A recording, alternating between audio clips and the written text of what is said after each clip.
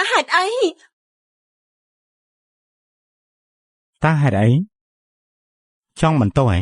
គឺត្រូវបន្ទោសគ្រួសាររបស់អូនដែលរិះគន់ជាមួយនឹងបងពេករាល់ខែអូនឲ្យបង 10,000 ហើយបងនៅមិនគ្រប់គ្រាន់មែនទេ តើ 10,000 អាចគ្រប់ដល់របៀបណាទៅបងត្រូវការ 10,000 ត្រូវការ 100 លានបងត្រូវការទ្រព្យសម្បត្តិកុលសិនទាំងអស់ប៉ុន្តែគ្រួសារអូនមិនព្រមឲ្យទេមានតែទៅដណ្ដើមហើយថ្ងៃនេះជាថ្ងៃខួបអាពាហ៍ពិពាហ៍ពួកយើង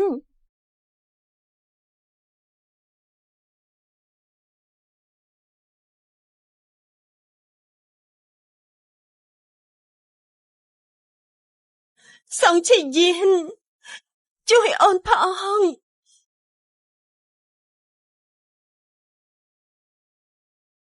ជួយអូនផង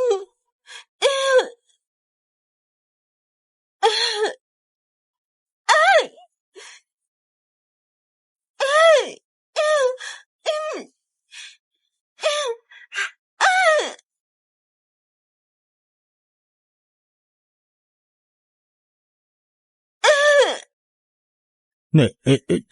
ជានេះកូនយកមិនទៅហើយកូនយកមិនទៅហើយកូនភាសាគុំនេះគុំ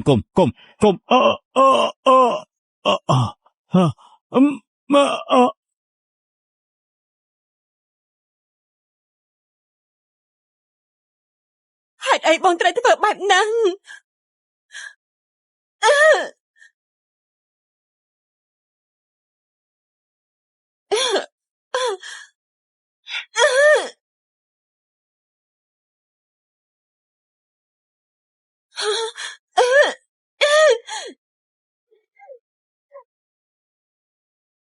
ល្អ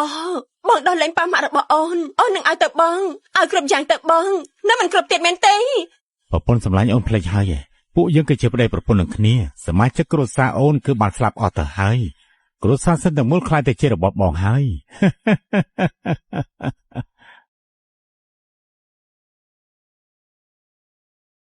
សេជីអ៊ីខ្ញុំបានធ្វើបាបនាងដល់ថ្នាក់នេះទៅហើយនាងនៅមិនទាន់ស្លាប់ទៀតមើលទៅយើងត្រូវតែផ្ដល់អ្វីដែលខ្លាំងជាងនេះឲ្យតែនាងហើយបើនាងមិនចង់ឲ្យយើងសម្លាប់នាងចុះហត្ថលេខាและឯកសារសិទ្ធិមរតកឲ្យយើងមកតើលុយពិតជាសំខាន់ណាស់មែនទេវាធ្វើឲ្យឯងមិនខ្លាចនឹងសម្លាប់យើងសោះឆាប់បាត់មាត់ទៅក៏មិនតើខ្ញុំគ្មានមនុស្សធម៌ឆាប់ជន់ដំណាក់បងនឹងអាចឆាប់បានចាប់កំណត់ថ្មីបងស្រីល្អរបស់ប្អូន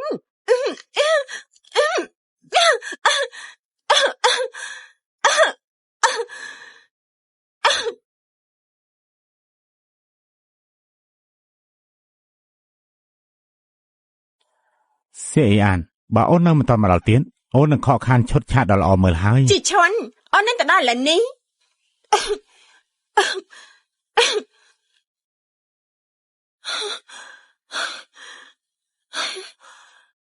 ប៉ាម៉ាក់ខ្ញុំចិត្តល្អចំពោះបង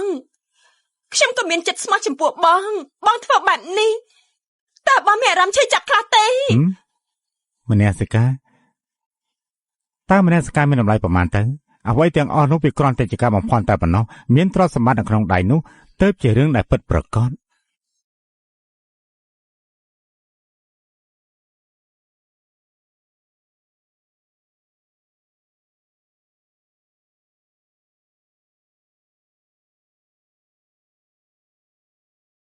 បងជីឈុនចាប់ផ្ដើមទៅសិនជានីងយើងប្រាប់នាងទៅចោះលោកជីឈុនប្រសិនជាមនុស្សដែលគាត់បានជួបមុនគឺជាខ្ញុំគាត់នឹងរៀបការជាមួយខ្ញុំមុនខ្ញុំភ្លេចប្រាប់នាងទៅហើយមនុស្សដែលគេស្រឡាញ់ខ្លាំងនោះគឺជាខ្ញុំមិនមែនជានាងទេពួកឯងទាំងពីរអត់ទេដល់លេប៉ាម៉ាក់ខ្ញុំដល់លេខ្ញុំទៅនាងតែស្លាប់ទៅលោកជីឈុនសេអ៊ីអានទោះយើងខ្លាចជាខ្មៅក៏មិនលើកលែងពួកឯងដែរ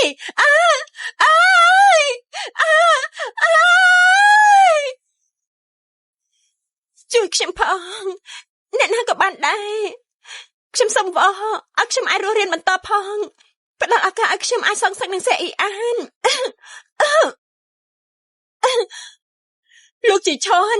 សែអ៊ីអានទោះយើងស្លាប់ជាខ្មោចក៏មិនលើកលែងពួកឯងដែរ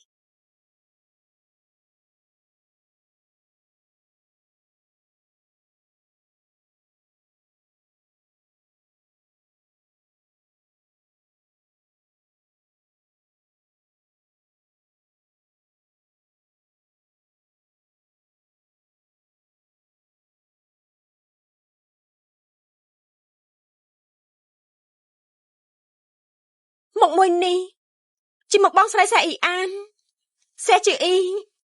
ខ្ញុំបានរស់សាជាថ្មីក្នុងខ្លួនអ្នកដតីហើយ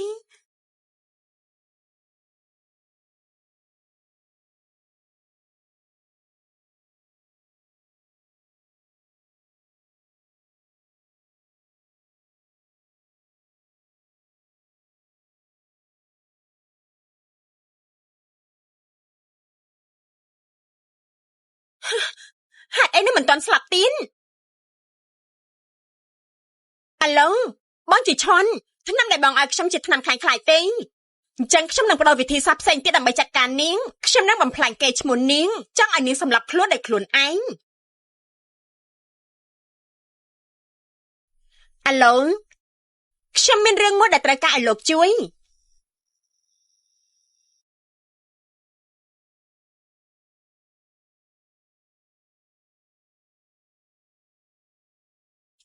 លោកប្រតូចពិសាទឹកសិនទៅ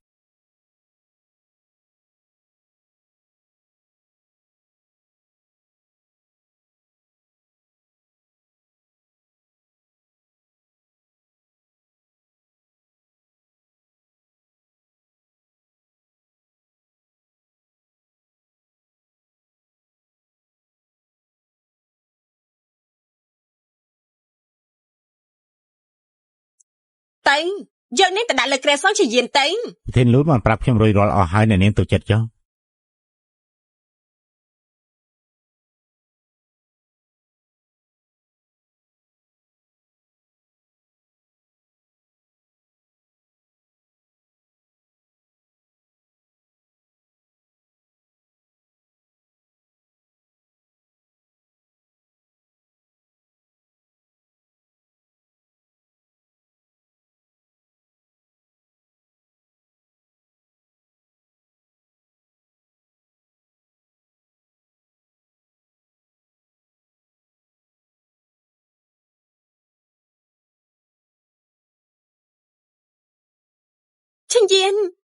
ឈិញយាន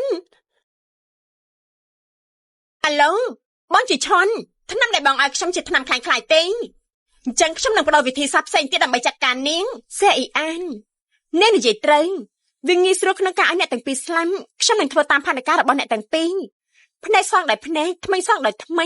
ខ្ញុំនឹងធ្វើឲ្យអ្នកទាំងពីរខ្លាចជាសត្រូវក្បត់គ្នាទៅវិញទៅមកការសងសឹកបែបនេះទើបស័ក្តិសមជាមួយពួកឯង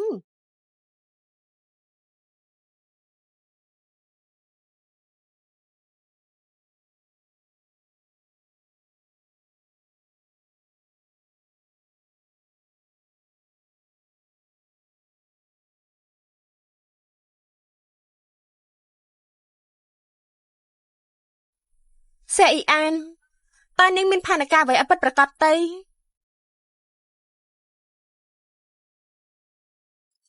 អាឡូយើងមានដំណឹងសំខាន់មួយចង់ប្រាប់ទៅពួកឯង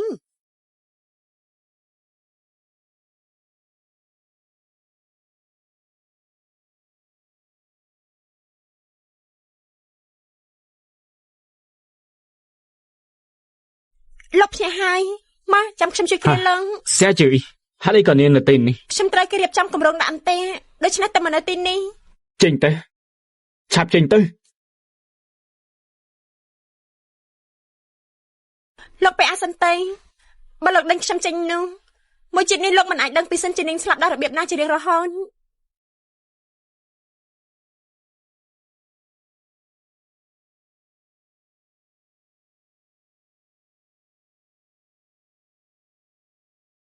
សែជឺ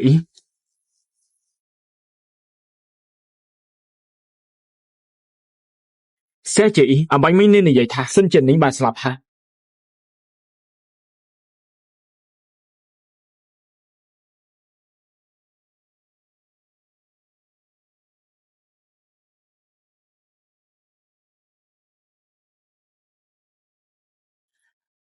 ប៉ុន្តែលួចជឿឈន់គេនិយាយថានេះគ្រាន់តែបាត់ខ្លួនប៉ុណ្ណោះ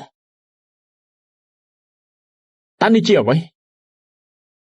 មនុស្សគ្រួសារសែពិតជាកខ្វក់មែនសូម្បីតែមនុស្សគ្រួសារអីក៏មិនលើកលែងដែរប៉ុន្តែសេអ៊ីអានមិនអាចជោគជ័យឡើយឥឡូវនេះខ្ញុំត្រូវការជំនួយពីលោកជួយបញ្ជាក់អត្តសញ្ញាណថាខ្ញុំជាភរិយាលោកកូនប្រុសត្រកូលសុងជួយនាងនិយាយថាគេបានស្លាប់ទៅហើយតែលួចជឿឈន់និយាយថាគេគ្រាន់តែបាត់ខ្លួនតែប៉ុណ្ណោះមិនខ្វល់ថានាងឬក៏លួចជឿឈន់ទេសុទ្ធតែពាក់ព័ន្ធជាមួយនឹងរឿងសិនជានឹងទាំងអស់ដូច្នេះឬគ្រួសារសែខ្ញុំនឹងមិនលុបដៃជួយទេឆាប់ចេញទៅ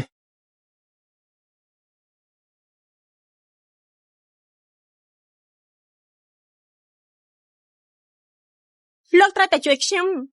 សិនជានាងបានស្លាប់ទៅហើយអ្នកដែលសម្លាប់នាងគឺលោកជាឈន់និងសេអ៊ីអានសម្បាងឲ្យខ្ញុំត្រូវជឿនាងនៅយប់នោះលោកឲ្យតុក្កតាថតវីដេអូបានឲ្យទៅសិនជានាងពេលចិត្តស្លាប់នាងបានទូរស័ព្ទទៅលោកប៉ុន្តែតែមិនចូលទេហេតុអីបានជានាងដឹងរឿងទាំងអស់នេះជួយខ្ញុំគ្រាន់តែចង់ឲ្យលោកធ្វើតាមសម្ដីខ្ញុំលោកនឹងដឹងរឿងពិតទាំងអស់នេះអ្នកនាងសែការបោះសន្និសិទកាសែតនេះមានគោលបំណងអ្វីដែរកញ្ញាសែសូមឆ្លើយបន្តិចមកតាមបានទេសូមជួយឆ្លើយបន្តិចមកលោកប្រុសតូចគ្រួសារសងបានមកដល់ហើយ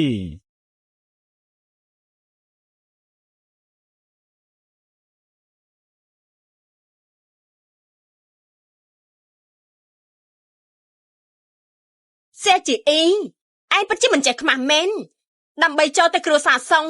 ងហ៊ានដោះសម្លៀកបំពាក់ទាំងអស់របស់ខ្លួនហើយឡើងទៅលើគ្រែរបស់លោកប្រុសសុងសេអ៊ីអានដំបងខ្ញុំសូមបកស្រាយថាខ្ញុំនិងលោកប្រុសសុងគឺបរិសុទ្ធបន្ទាប់មកពួកយើងមានតំណែងតំណងអ្វីជាមួយគ្នាមានបញ្ហាអ្វីដែរទេបរិសុទ្ធឬបាក្រាតកាយរបស់អ្នកទាំងពីរបានដាក់នៅទំព័រមុខហើយពេលដែលអញកុហកគេនេះសូមបើកភ្នែកមើលឲ្យធំផងពួកយើងមានតំណែងតំណងអ្វីវាជារឿងផ្ទាល់ខ្លួនរបស់ពួកយើងវាមិនបានពាក់ព័ន្ធនឹងអ្នកណាទាំងអស់សម្ដែងតទៀតទៅសូមអភ័យទោសផងលោកប្រសង់បងស្រីខ្ញុំស្រឡាញ់គេឈ្មោះពេងតែប្រកវិធីឡើងលើក្រែជាមួយលោកប៉ុន្តែថ្ងៃនេះអ្នកសារព័ត៌មាននៅទីនេះឲ្យតែលោកនិយាយមួយម៉ាន់គ្រួសារសែយើងនឹងចេញសេចក្តីថ្លែងការណ៍មួយជាមួយគ្រួសារសងបកស្រាយរឿងអាស្រូវនឹងឲ្យសែជឺអ៊ីសុំទោសលោកជាសាធារណៈឲ្យនាងទទួលបាននៅអ្វីដែលនាងបានធ្វើកញ្ញាសែទី2និយាយមិនខុសទេខ្ញុំពិតជាមានរឿងមួយចង់បកស្រាយ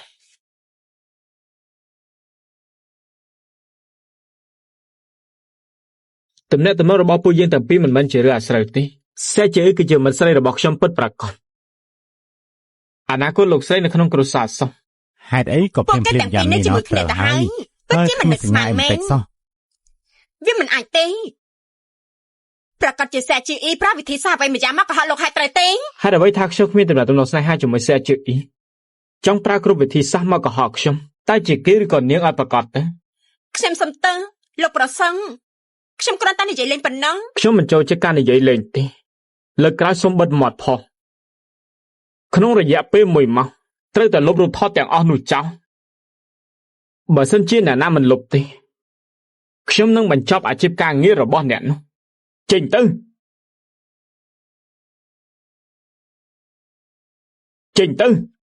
ឆាប់ចេញទៅលឿនឡើងពួកយើងអរគុណលោកហើយខ្ញុំសួរនាងថាតើនាងដឹងដោយរបៀបណាសងជាយានបើខ្ញុំនិយាយថាបើដែលសិនជានាងស្លាប់ខ្ញុំនៅទីនោះតើលោកជាទេដូច្នេះនាងចូលដៃជាមួយនឹងពួកគេទាំងពីរម៉ានទេទាំងអស់នេះគ្រាន់តែជាបើដែលសិនជានាងប្រាប់ខ្ញុំប៉ុណ្ណឹងកុំចាំមកបោកខ្ញុំនាងមិនដែលស្គាល់ជាមួយនឹងសិនជានេះសូម្បីតែបន្តិចគេមិនអាចប្រាប់រឿងទាំងនេះទៅនាងទេបើលោកប្រសងមិនជាទេនោះអាចទៅស៊ើបរឿងនេះបានឲ្យខ្លួនឯងចឹងគ្រួសារមួយនេះកំពុងតែជួសជុលរៀបអត់ថ្មីមែនទេប្រធានយារឿងបាត់ខ្លួនរបស់អ្នកនាងសិនពួកយើងរកគ្រប់វិធីហើយនៅតែរកមិនឃើញទេទៅស៊ើបបន្តទៀតទៅខ្ញុំនឹងទៅ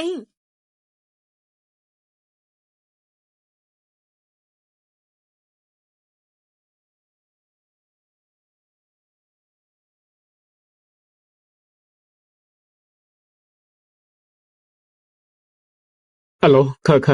ខ្ញុំមានរឿងមួយចង់ឲ្យនាងស៊ើបបន្តិចសងជាយានលោកតែមករកខ្ញុំពេលនេះលោកមានដំណឹងល្អពីសិនចិននីងមែនទេពិតជារឿងដែលតើតើនឹងសិនចិននីងពិតមែននាងណែណាគម្រោងនៃកផ្ទះរបស់គ្រួសារសិនតើក្រុមហ៊ុនរបស់នាងជាអ្នករចនាមែនទេ តើមួយរយៈនេះគ្រូសាសិនសាងសង់អ្វីថ្មីដែរទេរឿងនេះមានពាក់ព័ន្ធអ្វីជាមួយនឹងការបាត់ខ្លួនចេននីងសៀជាអ៊ីនិយាយថាចេននីងមិនមែនបាត់ខ្លួនទេគឺនាងបានស្លាប់ហើយថាម៉េច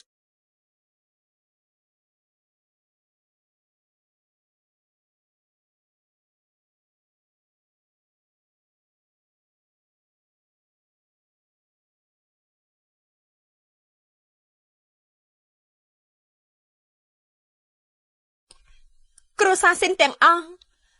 ត្រូវបានលោកជីឈុនវាយឲ្យរបួសផ្ទាល់ដៃឈាមបានខ្ទេតពេញនឹងហើយបាននាំយកទៅដុតសម្លាប់នៅក្រោមស្ពានសាកសមសាច់ឈាមរបស់ពួកគេបានរលាយទៅលើអិនទោះខំជន់យ៉ាងម៉េចក៏ជន់មិនជ្រះដែរបើនាងមិនបានខົບខិតជាមួយគេព្រោះមិននាងដឹងរឿងទាំងអស់នេះទេខ្ញុំមិនប្រកាន់ទេសម្លាប់នាងរួចហើយចាំសម្លាប់ពីរនាក់នោះតាមក្រោយសម្លាប់ខ្ញុំមួយជាតិនេះលោកនឹងមិនអាចដឹងពីរឿងពិតនេះបានរហូត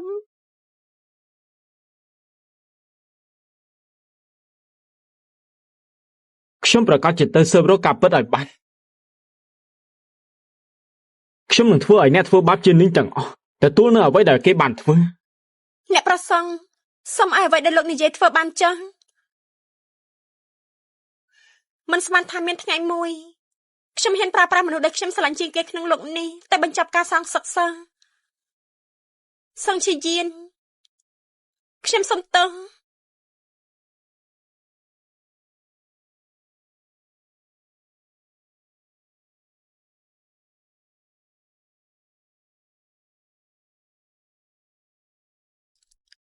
អាឡូប៉ោះប៉ូលីសមែនទេខ្ញុំមានរឿងចង់ប្តឹងនៅក្រោមស្ពានជាអានមានសាកសព3នាក់ត្រូវបានគេដុតសម្លាប់ខ្ញុំអាចរស់សាជាថ្មីក្នុងខ្លួនសេជាអ៊ីបានគឺមានន័យថានាងត្រូវបានសេអ៊ីអានធ្វើបាបដល់ស្លាប់ខ្ញុំត្រូវស៊ើបរឿងសេជាអ៊ីឲ្យបានច្បាស់ជាមុនសិនវាអាចនឹងមានផលប្រយោជន៍ដល់ការសងសឹករបស់ខ្ញុំទៅធ្វើចោះចាសេជាអ៊ីនាងមែនទេដែលបាននិយាយថាសិនជានាងបានស្លាប់ហើយនឹងមិនហើយនាងនឹងចេញនេះមិនដែលស្គាល់គ្នារឿងខ្ញុំនឹងឈិញយានក៏មិនបានដឹងផងនាងដឹងវាដល់របៀបណាខ្ញុំចង់សុំជំនួយឲ្យនាងជួយរឿងមួយឲ្យតែនាងទៅពេលបន្តិចខ្ញុំនឹងធ្វើឲ្យរឿងនេះអណ្ដាតឡើងមកសម្អាងអីខ្ញុំត្រូវជួយនាងជួយដល់ខ្ញុំក៏មិនប៉ះពាល់ដល់ប្រធានយាដែរប៉ុន្តែបើជ្រើសរើសមិនជឿខ្ញុំទេនោះ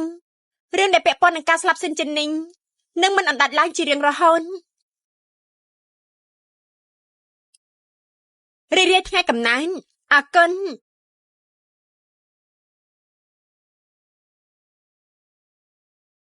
យល់ល្អនាងកុំចាំមកបោកខ្ញុំប្រសិនបើនាងហ៊ានយកការស្លាប់របស់ចេននេះមកលេងសើចជាមួយនឹងខ្ញុំនឹងមិនដោះលែងនាងទេនិយាយមកចង់ឲ្យខ្ញុំជួយនាងដោយវិធីណាខ្ញុំបានទៅស៊ើបចំណាយចិញ្ចោះរបស់ CGE មួយរយៈនេះលុយប៉ុន្មាន100ម៉ឺនត្រូវអស់មួយរំពេញនៅមានកំណត់ត្រាទិញស្រាក្រហមមួយដបទៀតផងស្រាមួយដបមានតម្លៃដល់ទៅ20ម៉ឺនឯណោះនាងចានិយាយអីខ្ញុំស្ដាប់បញ្យល់ទេនាងឆាយធនាគាររបស់ខ្លួនឯងលុយនៅក្នុងកង់របស់នាងចាយទៅកន្លែងណាខ្លះនាងមិនដឹងខ្លួនទេខ្ញុំមានសម្ដីខ្លះមិនអាចនិយាយបានខប៉ាំងថ្ងៃក្រោយខ្ញុំនិយាយប្រាប់ឯងទាំងអស់ខប៉ាំងហាសុំតបប្រធានយាមិននេះខ្ញុំនិយាយលើហើយ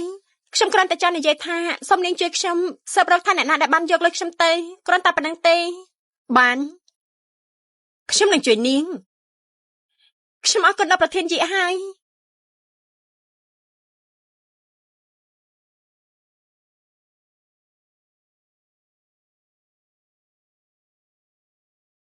ខ្ញុំជឿថាចេននេះមិនទាន់ស្លាប់ទេថាមិនត្រូវនាងឯងនឹងត្រឡប់មកវិញជាមិនខាន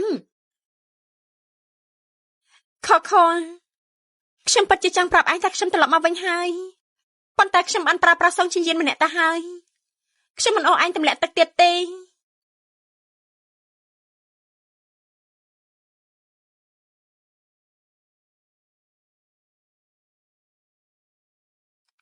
លោ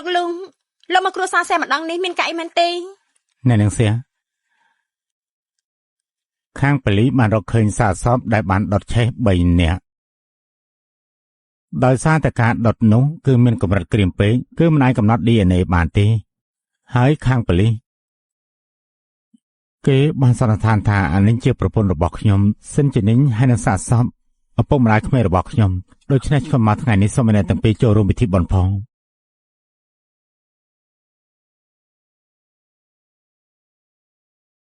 បងជីឈុនខ្ញុំស្និទ្ធជាមួយបងស្រីចេននេះយ៉ាងនេះពិធីបុណ្យគាត់ខ្ញុំប្រកាសជាទៅហើយ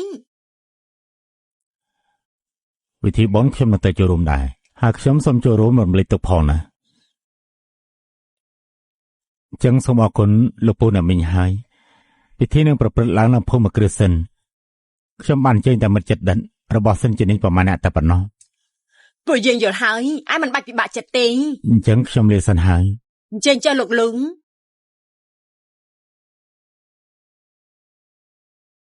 នៅថ្ងៃខួបអាពាហ៍ពិពាហ៍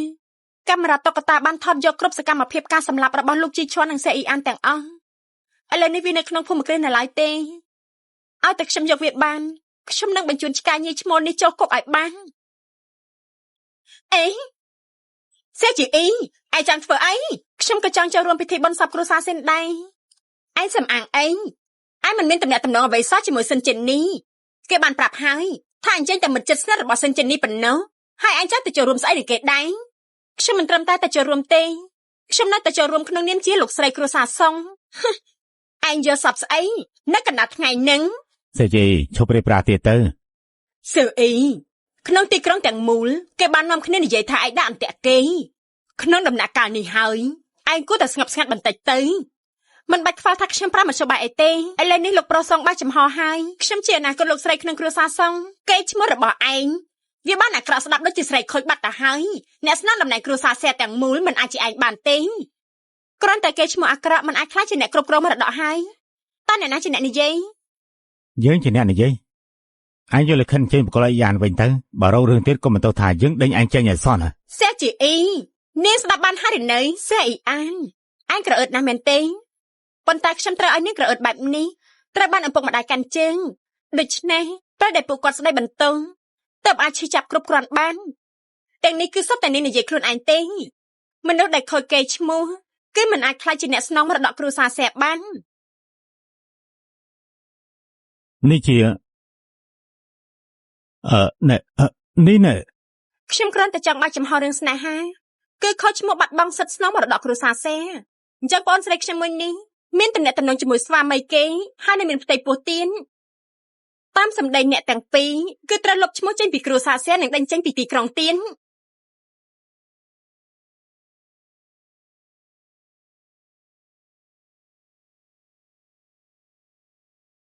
មិនក៏ឯងមានវាពីការជាបាត់សម្រាប់ព្យាបាលមន្ទីរពេទ្យម៉ាឡេយ៉ាខ្ញុំរៀបការជាមួយលោកជីឈុនរយៈពេល3ឆ្នាំគេតែងតែឆាយសុខភាពទីនេះរាល់ខែគេជួបជាមួយគ្រូពេទ្យរូបណាខ្ញុំដឹងច្បាស់គ្រប់យ៉ាងឯកសារមានផ្ទៃពោះខ្ញុំមានវាយ៉ាងម៉េចមិនសំខាន់នោះទេសូម្បីតែខ្ញុំក៏អាចស៊ើបដឹងអញ្ចឹងមានន័យថាអ្នកផ្សេងក៏អាចស៊ើបដឹងដែររឿងមួយនេះប្រសិនបើនិយាយចេញក្រៅសេអ៊ីអានរឿងដែលធ្វើឲ្យម៉ាស់ខ្មាស់គឺបែបនេះលោកបងស្ងប់អារម្មណ៍សិនទៅនេះប្រហែលជាការយល់ច្រឡំប៉ុណ្ណឹងយល់ច្រឡំអីទេប្រពន្ធលោកជីឈុនតែស្លាប់មនុស្សក្នុងលោកគេដឹងគ្រប់គ្នាគេស្រឡាញ់ប្រពន្ធគេស្មើជីវិនឈឺចាប់ចិត្តស្លាប់ប៉ុន្តែនៅពេលនេះសេរីអានបានជាពពោះកូនគេទៅវិញហើយនៅកំដរនាងទៅពិនិត្យអេកូទៀនអ្នកទាំងពីរគិតថាលោកជីឈុនគេនឹងជ្រើសរើសបើកចំហតំណែងតំណងរបស់ពួកគេនៅពេលនេះដែរទេគេនឹងមិនទទួលស្គាល់ទេហើយគេនឹងវាយបកមកខាងយើងវិញថាគ្រួសារសេយើងមានចេតនាបង្កើតផលតាមคล้ายៗបង្ខូចឈ្មោះគេប៉ាពិតជាគិតបានដល់ហើយប៉ាកុំស្ដាប់នាងនិយាយផ្ដេសផ្ដាស់អីគាត់នឹងលោកជីឈុនតំណែងតំណងមិនធម្មតាគាត់មិននឹងឲ្យមិនខ្វល់ពីខ្ញុំនឹងហើយសិនជានេះក៏ស្លាប់ទៀនឆាប់នេះគេនឹងស្នងតំណែងគ្រួសារស៊ីនហើយគេនឹងជួយគ្រួសារសេយើងគ្រួសារសេយើងនឹងរីកចម្រើនបើរឿងមួយនេះបានផ្សព្វផ្សាយចេញទៅក្រៅគេឈ្មោះគ្រួសារសេនឹងខូចហើយតើនរណាហ៊ានសហការជាមួយនឹងក្រុមហ៊ុនយើងទៀតមិនអាចទេកូនបានជួយគេច្រើនយ៉ាងនេះហើយគេមិនអាចបោះបង់ខ្ញុំចាស់បានឡើយឯងគិតថាលោកជីឈុនដើម្បីតែជនទី3ម្នាក់គេហ៊ានបោះបង់មរតកគ្រួសារស៊ីនប្អូនស្រីដ៏ល្អរបស់បងស្រីឈួតឯងនេះមិននៅតែនិយាយទៀតជឿថាខ្ញុំនឹងឲ្យមកនេះទេបិទមាត់ទៅចាប់ពីថ្ងៃនេះទៅ CJE គឺជាអ្នកស្នងតំណែងមរតកគ្រួសារសៀពិធីបុណ្យសពនាងត្រូវទៅចូលរួមក្នុងនាមនាងជាអ្នកស្នងតំណែងប៉ាកុំស្ដាប់បងស្រីនិយាយអីកូនតើបជាអ្នកស្នងមរតកគ្រួសារសែកូនតើបសាសាំងសេអ៊ីអាសុបិនត្រូវបានបាក់បែកមានអារម្មណ៍យ៉ាងម៉េចវាឈឺចាប់ណាស់មែនទេ នេះគ្រាន់តែជាការចាប់ផ្ដើមប៉ុណ្ណឹងចាត់ការនាងហើយអ្នកបន្ទាប់ទៀតគឺលោកជីឆុនសេជីអ៊ីស្រីចង្រៃឯងនេះខ្ញុំនឹងសម្លាប់នាងបងមិនស្មានថារឿងវាកើតឡើងបែបនេះទៅវិញឆាប់សិនពួកគេជួយគ្នាទៀតហើយមិនបាច់ខ្វល់ទេស្រីចង្រៃឯងគិតថាឯងឈ្នះហើយសេអ៊ីអានយើងមានរឿងសម្ងាត់មួយប្រាប់ឯងតាមពិតទៅខ្ញុំមិនចាប់អារម្មណ៍នឹងសិទ្ធិអ្នកស្នងមរតកនោះទេយើងគ្រាន់តែចង់ដណ្ដើមអ្វីៗដែលជារបស់ឯងចង់ឲ្យឯងខឹងសម្បាខ្លាំងប៉ុន្តែមិនមានសិទ្ធិក្នុងការធ្វើអ្វីទាំងអស់ខ្ញុំនឹងដណ្ដើមយកវាទៅម្ដងមួយចាំមើលនាងក្នុងសភាពឈឺចាំទៅដល់សន្សឹម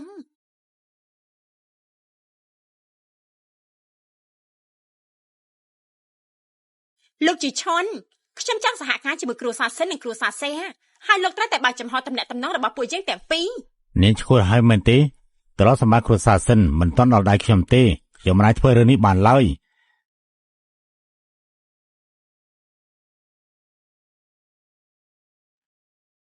លោកសឹងខ្ញុំគ្រាន់តែចង់សួរលោកប្រសិនបើសិនជានេះដឹងថាមនុស្សស្រីដែលលោកកំពុងតែតាក់ទងគឺជាឃាតករសម្រាប់នាងតើនាងបិទភ្នែកចិត្តដែរទេនិយាយទៀតទៅ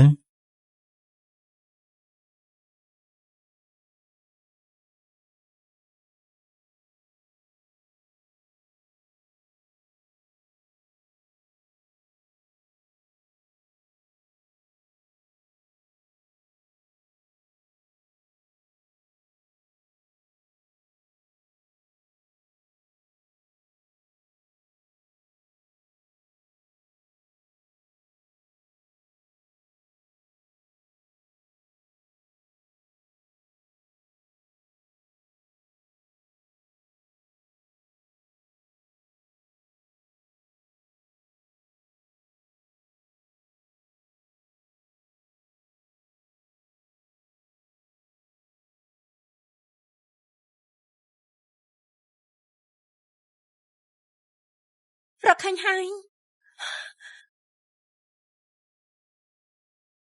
លោកជីឆុនថ្ងៃនេះជាថ្ងៃបុណ្យសពរបស់ខ្ញុំក៏ជាថ្ងៃកាន់ទុក្ខរបស់លោកដែរ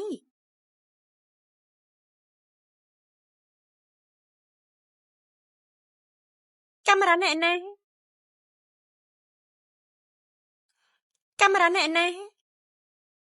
មិនខ្វល់ថានាងរកអ្វីទេខ្លាចថានឹងរកលែងឃើញហើយលោកជីឆុនបានតុបតែងផ្ទះសិនសាជាថ្មីអស់ហើយមិនត្រឹមតែប៉ុណ្្នឹងទេសូម្បីវត្ថុតាំងក៏គេធ្វើថ្មីដូចចាស់ដែរមើលមិនដឹងថាគេបានតុបតែងសាជាថ្មីសូម្បីតែបន្តិចពេលនេះដល់ពេលចូលពិធីបុណ្យសពរបស់ចេនីហើយទោះជាមិនមានផុសតាំងជាក់លាក់ក៏ដោយក៏មិនអាចឲ្យលោកជីឆុនគ្រប់គ្រងក្រុមហ៊ុនសិនបានយ៉ាងងាយស្រួលដែរ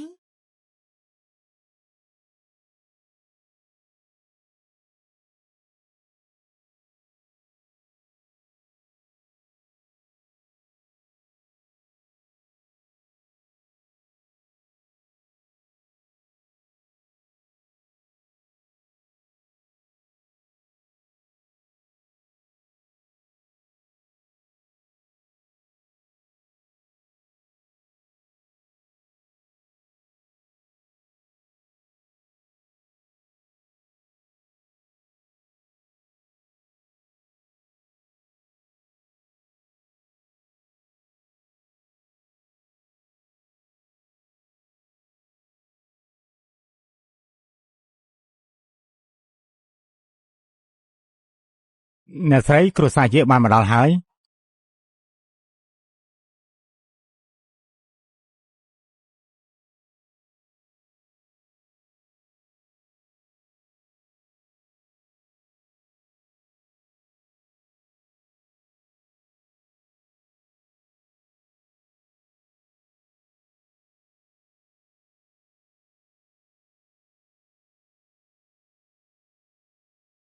ខ្ញុំសូមអរគុណដល់អ្នកទាំងអស់គ្នាដែលបានមកចូលរួមពិធីបុណ្យសពប្រពន្ធខ្ញុំសម្លាញ់ខ្ញុំនិងគ្រួសាររបស់ខ្ញុំការចាកចេញរបស់ប្រពន្ធនិងសម្លាញ់ឪពុកម្ដាយក្មេងរបស់ខ្ញុំពិតជាសោកស្ដាយណាស់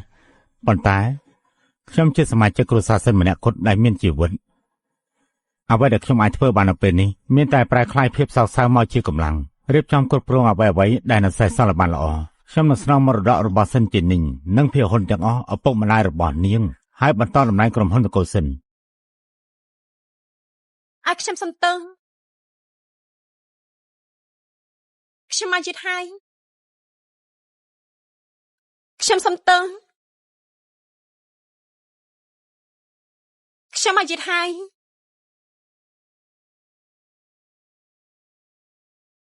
លោកអន្តេសាចង់ប្រកាសរឿងផ្ទាល់ខ្លួនយ៉ាងនេះ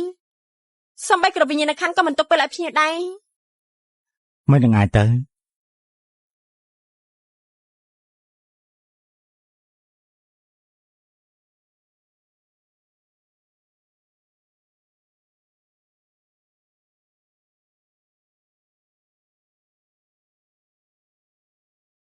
ប៉ាម៉ាក់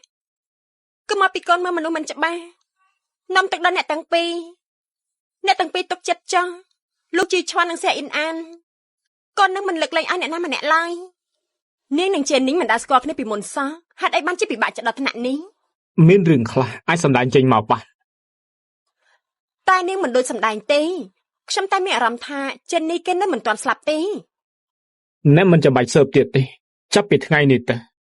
សែជាអ៊ីនេះមិនអាចចេញមកបានទៀតទេថាម៉េច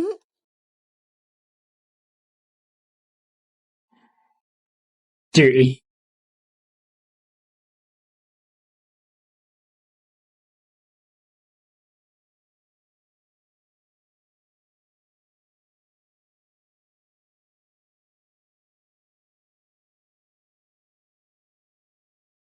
តើអ្នកនាងសែននិងអ្នកនាងស៊ីនធ្លាប់មានតំណែងគ្នាដែរទេហេតុអីបានជាគេយកដល់ថ្នាក់នេះមិនអាចទៅត្រូវហើយមិនគួរណាធ្វើអញ្ចឹងទេមានអីដែលចម្លែកទៅឆ្មាយំកណ្ដុរសណ្ដែងការអាណិតខ្លាញ់ឃាតករដែលបានសម្លាប់គ្រួសារស៊ីនជានីងគឺជានាងសែជីអ៊ីអ្នកនាងទី2តើអ្នកនាងមានផតាំងអីដែរទេប្រកាសជាមានហើយសែជីអ៊ីយើងសួរនាងមិនមានតំណែងតំណងពាក់ព័ន្ធជាមួយនឹងស៊ីនជានីងហេតុអីបានជាថ្ងៃខុបអាពាហ៍ពិពាហ៍ឯងបានជូនស្រាក្រហមតែគេសំអាងតែស្រាក្រហមមួយដងចង់ចាត់ខ្ញុំថាគឺជាឃាតករសែអ៊ីអានកម្រិតរបស់ឯងទាបពេកហើយតែដឹងខាងប៉ូលីសបាននិយាយថានៅលើខ្លួនសាកសពអ្នកទាំង3នោះបានរកឃើញកំទេចអំបែងស្រាក្រហមហើយចៃដន្យឯងបានជូនស្រាក្រហមតែឲ្យគេទៀនបើមិនសង្ស័យឯងទេតើសង្ស័យអ្នកណាតានេះគ្រាន់តែជារឿងចៃដន្យមែនទេសែអ៊ីអានឯងពិតជាល្ងងមែនឯងក៏បាននិយាយហើយយើងគ្មានតំណែងតំណងជាមួយគ្រួសារសិនរឿងអីយើងសម្លាប់គេនោះយើងសម្លាប់ពួកគេក្នុងគោលបំណងអីយើងសម្លាប់ពួកគេបានប្រយោជន៍អីយើងធ្វើមិននឹងដឹងទេថាឯងមានគោលបំណងអីយើងគ្រាន់តែដឹងថាឯងជូនស្រាក្រហមទៅឲ្យគ្រួសារសិនលោកសង្ឃ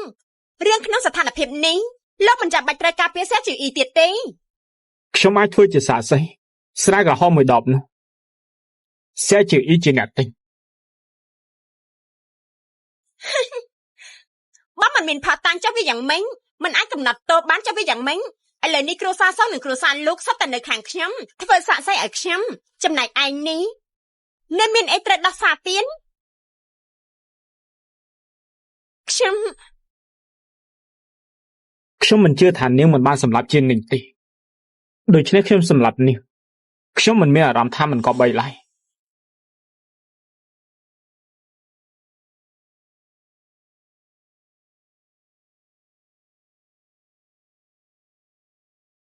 សូមរំលែកទុកផង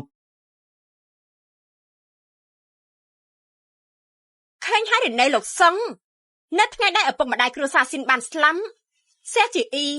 បានទិញស្រាក្រហមមួយដបទៅឲ្យគ្រួសារស៊ីនហើយនៅលើខ្លួនសាកសមបានបន្សល់ទុកកំទេចអំបែងដបស្រាក្រហមសែជីអ៊ីមែនហើយខ្ញុំពិតជាបានទិញស្រាក្រហមពិតមែនហើយខ្ញុំពិតជាបានទិញស្រាក្រហមពិតមែនទីបំផុតឯងទទួលស្គាល់ហើយខ្ញុំមិនត្រឹមទិញស្រាក្រហមទេខ្ញុំនៅទិញខោអាវថ្មីកាបូបថ្មីហើយថែមទាំងមានលុយសន្សំ 100,000 ទៀតផងបងជីឆាន់មិនបាច់និយាយជាមួយនាងទៀតទេបងឆាប់ដេញនាងចេញទៅតើឯងប្រញាប់អីយើងនៅមានរឿងផ្សេងចង់សួរឯងទៀតនេះជាកំណត់ត្រារបស់ឯងសែអ៊ីអានមួយអាទិត្យមុនយើងត្រូវបានឯងឃុំយើងទឹកក្នុងផ្ទះសូម្បីទឹកមួយដំណក់បានមួយគ្រាប់ក៏មិនបានចូលពោះដែរយើងអាចទៅចាយលុយក្នុងហាងមានតម្លៃដែរយ៉ាងម៉េចឯងជាអ្នកបន្លំឈុតកាប់ធនាគាររបស់យើងសែជីអ៊ីឯងឈប់និយាយផ្ដេសផ្ដាស់ទៅយើងនិយាយផ្ដេសផ្ដាស់ ចាយលុយរបស់យើងហើយនៅទិញកាបូបថ្មីទៀតតើចាយមានក្តីសុខដែរទេសែជីអ៊ីឯងកំពុងនិយាយស្អីនេះគឺជាកាបូបថ្មីដែលខ្ញុំទិញដោយខ្លួនឯងយើងនៅមិនទាន់និយាយថាប្រែនអីផងសែអ៊ីអានឯងប្រតិកម្មលឿនម្លេះ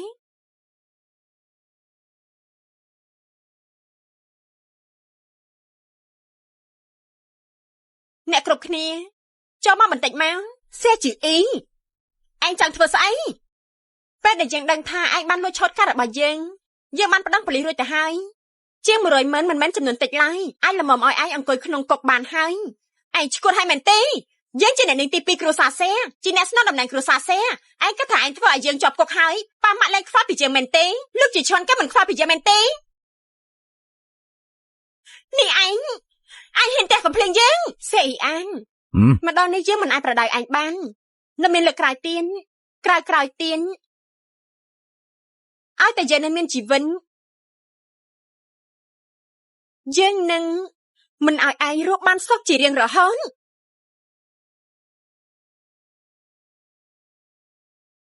ទៅចាប់ដាក់ទៅស្រែកថោកទាបយើងនឹងមិនដល់លេងឯងរហូតលេងខ្ញុំទៅលេងយើងតែមានបញ្ហាអីកើតឡើងរវាងពួកគេទៅណត្រូវហើយ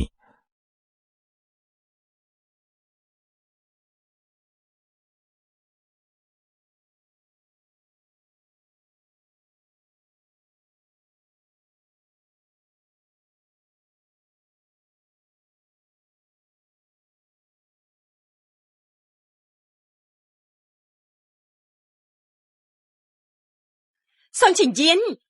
លោកចាត់ការតែមិនទាន់ដឹងការពិតពីស្ថានភាពគ្រប់យ៉ាងពិតជាហួសហេតុពេកហើយប្រសិនបើជានាងនៅរស់នាងដឹងដើម្បីទៅសងសឹកឲ្យនាងធ្វើបាបនាងមិនដឹងអីនាងប្រកាសជាខឹងលោកខ្លាំងជាមិនខាន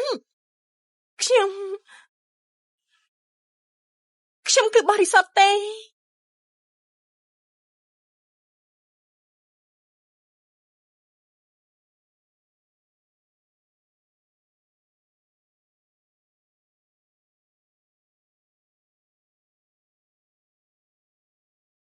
ណែត្រឹមបន្តិចទេនេះមិនកើតអីទេប្រញាប់ចេញឡានទៅមន្ទីរពេទ្យមិនអីទេនឹងមិនកើតអីទេសងឈិញយានមិនកើតអីទេមិនកើតអីទេត្រឹមបន្តិចទៀតទៅដល់មន្ទីរពេទ្យឥឡូវហើយឲ្យលឿនឡើងទៅមន្ទីរពេទ្យសងឈិញយានអូន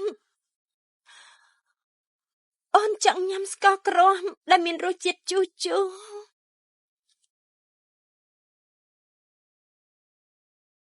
អូនមិនបានញ៉ាំអីមួយថ្ងៃហើយបងទៅរកទិញអីឲ្យអូនញ៉ាំមិនបាច់ទេអូនចង់ញ៉ាំអីដែលមានរសជាតិជូរប៉ុន្តែប៉ាម៉ាក់មិនឲ្យអូនញ៉ាំហើយអីផ្សេងទៀតអូនញ៉ាំមិនចូលទេអញ្ចឹងអូនឆាប់ភ្លក់អានេះទៅ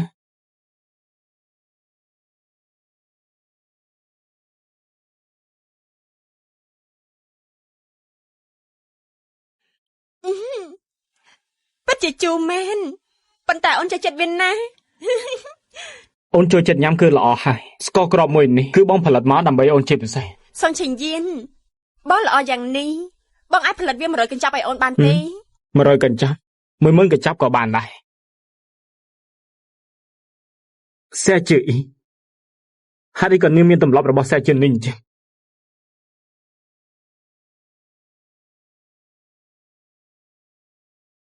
លោកគ្រូពេទ្យបានប្រាប់ឲ្យនាងសម្រាប់ឲ្យស្រូបបួសញ៉ាំបន្តិចទេមិនបាច់ទេរបស់ដែលលោកប្រុសសងយកមកខ្ញុំមិនហ៊ានញ៉ាំទេនេះគឺជាម្ហូបអាហារញ៉ាំទូទៅខ្ញុំមិនបាច់ចាំបកស្រាយទេតែខ្ញុំហ៊ានធានាជាមួយនឹងនាងថាมันមានលើក្រោយទៀតនោះទេឥឡូវនេះខ្ញុំពិតជាមិនឃ្លានពិតមែន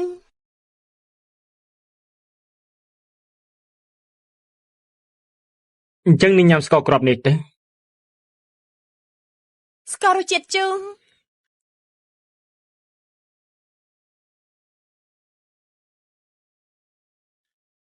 រពិតមែនតែខ្ញុំចូលចិត្តវាណាស់ជាធម្មតាបើគេញ៉ាំស្ករគ្រាប់មួយគ្រាប់នេះហើយបើមិនជ្រុលចិញ្ចាំទេក៏គួរមកដែរនៅនាងសះរសនិយមរបស់អ្នកនាងពិតជាខុសគេម៉េចដោយសារតែខ្ញុំធ្លាប់ញ៉ាំស្ករនេះពីមុនមក ស្ករនេះខ្ញុំបង្កើតឡើងដើម្បីសិនជានាងទេមានតែនាងទេដែលធ្លាប់ញ៉ាំវានៅនាងសិសិនជានាងពិតជាស្លាប់ហើយមែនទេតែអាចទេនាងគ្រាន់តែផ្លាស់ប្ដូរអត្តសញ្ញាណផ្សេងមួយទៀតហើយក៏បានត្រឡប់ទៅរស់នៅទីក្រុងមូវិញតើអាចទៅរួចដែរទេវាមិនអាចទេសាកសពរបស់សិនចិននីងត្រូវបានប៉ូលីសរកឃើញទៅហើយប្រសិនបើលោកប្រុសសងមិនជឿទេលោកអាចទៅស៊ើបរឿងនេះដោយខ្លួនឯងទេសាកសពមួយនេះបានឆេះខ្លោចអស់ទៅហើយក៏មិនអាចពិនិត្យ DNA បានដែរប៉ុន្តែខ្ញុំមានអារម្មណ៍ថានាងមិនទាន់ស្លាប់នោះទេខ្ញុំមើលតែអ្នកប្រុសសងគ្រាន់តែមិនហ៊ានទទួលយកការពិតប៉ុណ្ណោះសិនចិននីងនាងអាចនឹងសប្បាយចិត្តខ្លាំងហើយព្រោះនៅក្នុងឆាកជីវិតដ៏ខ្លីរបស់នាងមានមិត្តប្រុសល្អដូចជាលោកសងអញ្ចឹងអ្នកនាងសេះការរឿងមួយរយៈនេះឲ្យខ្ញុំសុំទោសកាដូមួយនេះសូមនាងទទួលយកផងចុះមានវីដេអូមួយនេះការចាប់ប្រកាន់របស់លោកជីឈွန်នឹងត្រូវបានបញ្ជានេះជាអ្វីដែលនាងរកមែនទេយ៉ាងម៉េចមិនចូលចិត្តមែនទេនេះមិនមែនជាមួយក្បាលដែលខ្ញុំចង់បានទេតើនាងចង់បានតុក្កតាមួយក្បាលដែលខ្ញុំជូនទៅសិនចិននេះមែនដែរទេលោកឃើញហើយតើវាមានអ្វីនៅក្នុងនោះមែនទេ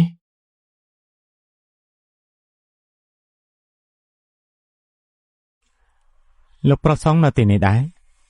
លោកសងពួកខ្ញុំមានរឿងខ្លាំងចង់ពិភាក្សាជាមួយអ្នកនាងសេជអ៊ីតែ2នាក់ទេមិនដឹងទេថាលោកអាចចេញទៅក្រៅសិនតើបានដែរទេ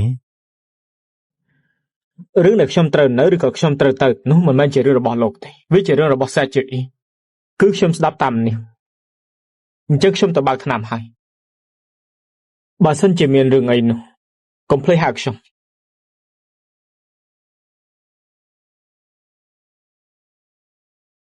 បងស្រីរៀនដែលកាត់ឡើងពីមុនជាកំហុសរបស់ខ្ញុំបងជីឈွန်បានជួយសងលុយរបស់ខ្ញុំទៅបងវិញហើយតើបងអាចឲ្យរឿងនោះចាប់ត្រឹមនេះបានទេដាក់នៅលើដីទេក្រែនេះយើងត្រូវការសម្រាប់កុំធ្វើឲ្យប្រឡាក់ຕົកមកឲ្យនាងពេកឲ្យមែនទេលុយរបស់នាងយើងបានសងវិញហើយនាងមានសិទ្ធិអីមកក្រអឺតក្រតំទៀតនឹងគឺសំអាងថាយើងជាអ្នកនាងធំក្នុងគ្រួសារសេ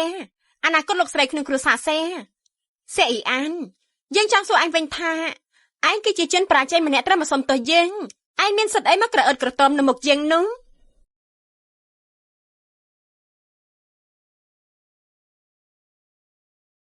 អាឡូរកប្រើគ្រប់វិធីទាំងអស់ដើររកទិញតុក្កតាទាំងអស់ដែលអាចថតវីដេអូបានទិញនៅក្នុងតម្លៃខ្ពស់យកមកគ្រួសារសោះហើយរកមើលវីដេអូនៅក្នុងនោះសេជអ៊ីនាងចង់ស្លាប់មែនទេតើអូនចង់បានស្អីទៀតរឿងមួយនេះគឺជាកំហុសរបស់អូនមែនឥឡូវនេះសុងជាយិនគឺកំពុងនៅមាត់ទ្វារអូនគិតថារឿងនេះមិនតាន់ធំកាឡើងទេមែនទេបងជីឈွန်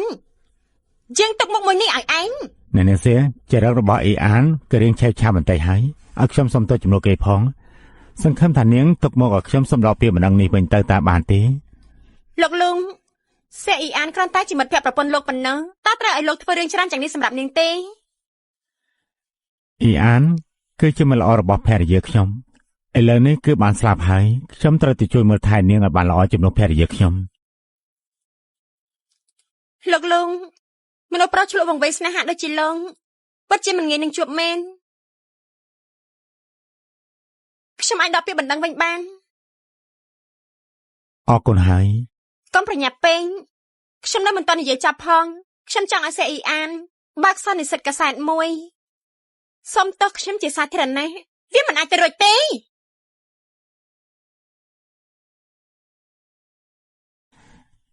អ្នកនាងសៀការសុំទោសឯកជនមិនអីទេប៉ុន្តែការសុំទោសជាសាធារណៈវានឹងធ្វើឲ្យប៉ះពាល់ដល់កេរ្តិ៍ឈ្មោះរបស់អ៊ីអានគ្រប់យ៉ាងវាប៉ះពាល់ខ្លាំងណាស់តើវាអាចនឹងប៉ះពាល់ខ្លាំងដូចដែលនាងពពោះកូនលោកទេមាននិយាយស្អីសេជអ៊ីឯងក៏មិនខំយើងហេតុមកឯងអាសាលោកជីឈွန်លោកថែទាំនាងដែលចាត់ទុកថាជាមិត្តភក្តិប្រពន្ធលោកប៉ុន្តែលោកដឹងទេថានៅពីក្រោយខ្នងលោកនាងបាននិយាយថាកូនក្នុងផ្ទៃនាងជាកូនរបស់លោកតើបងសម្ដែងស្អីទៀតបងបាននឹងហៅថាកូនក្នុងផ្ទៃរបស់ខ្ញុំគឺ សិនជានាងទៅស្ដាប់មិនតាន់ប្រមាណផងនាងបែរជាផ្សព្វផ្សាយពាក្យជាចាំអារ៉ាប់បង្កនៅបក្រៅក្នុងខ្ញុំសេចក្ដីនាងចង់ធ្វើអីប្រកាសទៅលោកជីឆុនខ្ញុំបានធ្វើរឿងជាច្រើនដើម្បីតែបងបាច់ជាធ្វើបាបខ្ញុំចំនួននាងទៅវិញបានខ្ញុំនឹងទាញអ្នកទាំងពីរឲ្យស្លាប់ទាំងអស់គ្នាអ៊ីអាន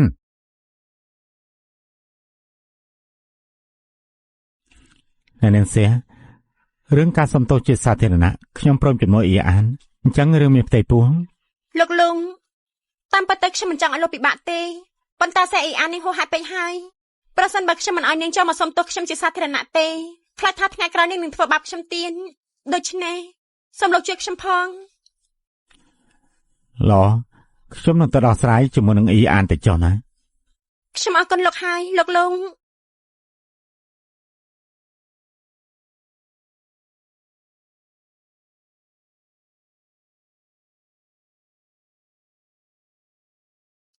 ទំនាក់ទំនងដែលពឹងផ្អែកជាមួយនឹងការផ្លាស់ប្ដូររឿងសម្ងាត់ប្រសិនបើបែកឃ្លារឿងសម្ងាត់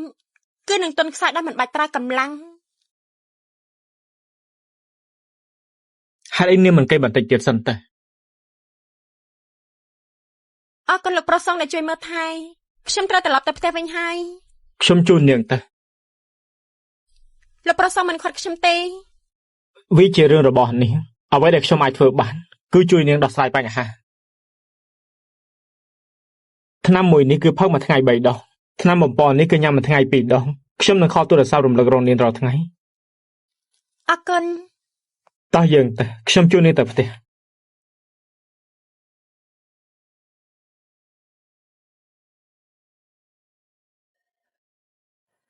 លោកមិនមកកុសលទេអេស៊ីវអ៊ីអីមិនសម្រាប់ព្យាបាលនៅមន្ទីរពេទ្យទេហេតុអីក៏ឯងមកវិញលឿនម្ល៉េះហ៎យ៉ាងម៉េចមិនស្វាគមន៍ខ្ញុំទេហើយយ៉ាពួកយើងមិនចាំមានន័យអញ្ចឹងទេម៉ាក់បារម្ភពីឯងណាបារម្ភពីខ្ញុំពេលដែលខ្ញុំមានរឿងចង់បណ្ដេញខ្ញុំចេញពីគ្រួសារសេពេលសេអ៊ីអានបង្កបញ្ហាស្ដីឲ្យបន្ទិញវាយគេបន្តិចអស់អីហើយប៉ាម៉ាក់នៅពេលដែលអ្នកទាំងពីរនិយាយពាក្យទាំងនេះមានគិតថាខ្លួនឯងមានមនសិការណាពិតជាមិនសមខ្លះជាមនុស្សឡើយហើយសេចក្ដីអ៊ីអានគឺពិតជាបានធ្វើខុសមែនវាសមហេតុផលណាស់ដែលត្រូវទទួលទោសប៉ុន្តែនាងជាកូនស្រីរបស់ឯងធ្វើឲ្យនាងពិបាកមើលមុខគេគិតតែពីសប្បាយខ្លួនឯងដែលធ្លាប់គិតពីគេរបស់អ៊ីអានទេធ្លាប់គិតពីគេឈ្មោះរបស់គ្រួសារសេដែរទេអ្នកស្នំមរតកគ្រួសារសេថ្ងៃអនាគតជាខ្ញុំមុខមាត់នៅខាងក្រៅត្រូវការថែរក្សាក៏ជាខ្ញុំដែរបងស្រីគ្រួសារតែមួយមិននឹងអាចមានចំនួនឆ្លងថ្ងៃបានទេរឿងមួយនេះដោះស្រាយវាទៅបានហើយហេតុអីធ្វើវាឲ្យខ្លាចជាធំមើលនឹងសៀវអ៊ីអានបាននិយាយបែបហ្នឹងទៅហើយឯងអត់តោះនាងម្ដងទៀតទៅមែនហើយល្អគ្រប់យ៉ាងស្ដាប់តាមប៉ាចុះប៉ុន្តែមិនអាចមានលើកក្រោយទៀតទេប្រសិនបើលើកក្រោយសេអ៊ីអាននៅតែបែបនេះទៀតខ្ញុំនឹងត្រូវឲ្យនាងសងវិញទ្វេដងទុកចិត្តចុះនៅនាងសៀខ្ញុំនឹងមើលអ៊ីអានជំនួសសិនជានឹងមិនមានលើកក្រោយទៀតទេអញ្ចឹងគឺល្អហើយបងជីឈន់លោកពិតជាយកចិត្តទុកដាក់ចំពោះមិត្តល្អភរិយាលោកដែលបានស្លាប់ទៅមែន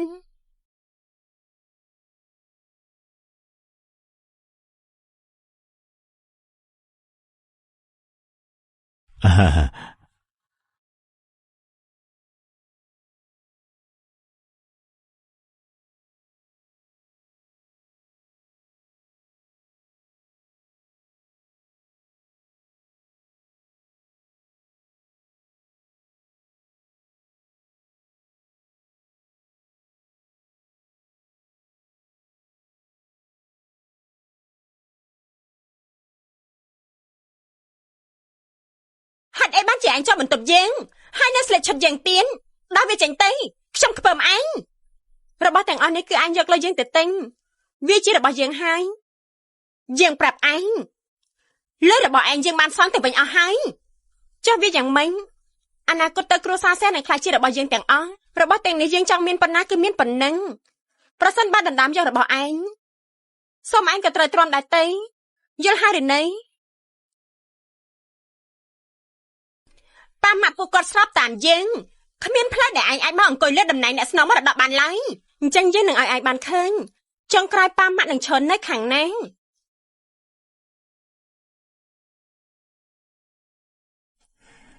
លោកសូមធ្វើដំណើរដោយសុវត្ថិភាពអញ្ចឹងពួកខ្ញុំជូនដំណើរលោកត្រឹមនេះហើយ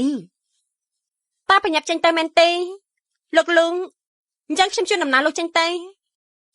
សេជអ៊ីយើងនិយាយម្ដងទៀតខោអាវមួយឈុតនេះគឺជារបស់យើងដោះវាចេញឲ្យយើងវិញកាត់អីសេអ៊ីអានសម្លៀកបំពាក់មួយឈុតនេះជារបស់យើងទេអ្នកសម្ដែងទៀតមែនទេសម្លៀកបំពាក់មួយឈុតនេះយើងទៅតែទិញវាមកទេប៉ាម៉ាក់សុទ្ធតែបានដឹងសេអ៊ីប៉ាដឹងថាក្នុងចិត្តរបស់ឯងវាឈឺចាប់វាគ្រាន់តែជាសម្ពុតមួយប៉ុណ្ណោះចាំប៉ាទិញអាមួយថ្មីឲ្យឯងបញ្ញាប់ដោះវាចេញទៅណាសងឲ្យអ៊ីអានវិញចុះកុំបង្ករឿងអីណាប៉ាខ្ញុំពិតជាមិនបានយកសម្លៀកបំពាក់សេអ៊ីអានមែននេះជារបស់ខ្ញុំទេសេជាអ៊ីនិយាយថារបស់គេគឺជារបស់គេហើយមេផ្ទះទៅបន្ទប់អ៊ីអានយករពណ៌ក្រហមរបស់គេចុះមកបាទលោកស្រីមិនបាច់ទេម៉ាក់ខ្ញុំគិតថាមិនចាំបាច់រញ៉េរញ៉ៃទេគ្រាន់តែរកមួយប៉ុណ្ណោះខ្ញុំដោះវាចេញហើយឲ្យទៅអ៊ីអានទៅបានហើយឯងចាំមើលចុះយើងនឹងធ្វើឲ្យប៉ាម៉ាក់ឃើញថានរណាទៅជាអ្នកកុហកបង្កបញ្ហាឡើងលោកស្រីរករបស់អ្នកនាងទៅខ្ញុំរកមិនឃើញទេទៅរកទៀតទៅចាមិននឹងអាចទៅសេអ៊ីអានប្រកាសជាឯងដាក់ខុសកន្លែងនៅខ្លួនឯងហើយឯងកុំធ្វើបែបនេះដាក់យើងបានទេឯងនៅធ្វើពុតទៀនដោះវាចេញមកសេអ៊ីអានឯងនៅធ្វើពុតទៀតមែនទេយើងនឹងជួយឯងដាក់ចេញសេអ៊ីអានដាក់ចេញមកយើងនិយាយឲ្យថាយើងមិនបានយករកឯងទេដាក់ចេញមកលោកជាឆនលោកខ្វល់តែពីខ្លួនឯងទេពេលដែលគេចាប់កំហុសខ្ញុំហេតុអីបងមិនថាឲ្យគេថ្ងៃនេះបើវាមិនដោះរ៉ូបនេះចេញមកទេខ្ញុំនឹងមិនបញ្ចាប់ឡើយសេអ៊ីឯងបញ្ញាប់ដោះរ៉ូបនឹងចេញទៅឈប់ធ្វើឲ្យអ៊ីអានខឹងទៀតទៅប៉ាខ្ញុំមិនដឹងថាហេតុអីបានអ៊ីអានយកច្រឡំបែបនេះប៉ុន្តែរ៉ូបនេះខ្ញុំពិតជាបានទិញវាដោយផ្ទាល់ដៃមែននេះមិនមែនជារបស់សេអ៊ីអានទេលោកប្រុសរបស់អ្នកនាងតូចបានរកឃើញហើយវានៅក្នុងបន្ទប់ទិញនេះវាមិនអាចទៅរួចទេខ្ញុំបាននិយាយហើយថាខ្ញុំមិនបានលួចរបស់អ៊ីអានពិតមែនអ៊ីអាននាងតែរករឿងដាក់កំហុសខ្ញុំបែបនេះម្ដងហើយម្ដងទៀតខ្ញុំពិតជាមិនអាចទ្រាំបានទៀតទេខ្ញុំមិនបានធ្វើទេបានហើយប៉ាសេជាអ៊ីស្រីចង្រៃនេះគេមានល្បិចកលច្រើនណាស់ឯងសាំងកំហុសយ៉ាងនេះសៀវអ៊ីអត់ទោសឲ្យឯងហើយមនុស្សស្មានថាឯងនៅតែមានកំណត់ចឹងទៀតឯងត្រូវក៏ហៅអ្នកកសែតបើកសន្និសីទកសែតសុំទោសសៀវអ៊ីជាសាធារណៈបងប្អូនស្រីឯងទាំងពីរនាក់នេះដើម្បីទៅរកមួយសោះផ្ដេសផ្ដាស់មែនកូនត្រូវវាចាប់ប្រកាន់ទេចុះរកមួយនេះតើវាយ៉ាងម៉េចទៅវិញទៅឯងកូនស្រីទី2គ្រូស្រីគ្រូសាសេដែលមានកេរ្តិ៍ឈ្មោះគ្រាន់តែរកមួយធ្វើបងស្រីរបស់ឯងខ្លាចទៅជាបែបនេះចង់ធ្វើមុខមាត់គ្រូសាតកុលសេត្រូវអាម៉ាស់មុខបែបនេះទៅសប្បាយចិត្តហើយ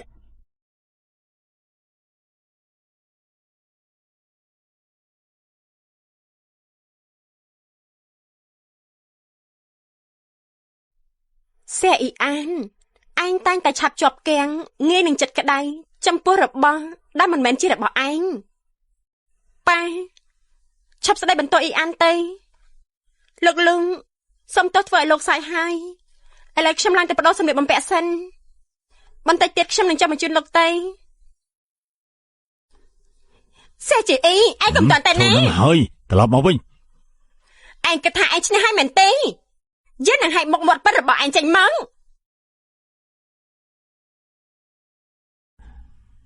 អ្នកនាងសៀរឿងកាលឡើងនៅថ្ងៃនេះខ្ញុំពិតជាសុំទោសអ្នកនាងពិតមែនណាទុកចិត្តចោលអ៊ីអានប្រកាសជាសុំទោសនាងលោកលងខ្ញុំអរគុណលោកហើយគ្រួសារសែធ្វើអ្វីដាក់ខ្ញុំលោកក៏បានឃើញហើយដែរលំបាកដល់នាងហើយ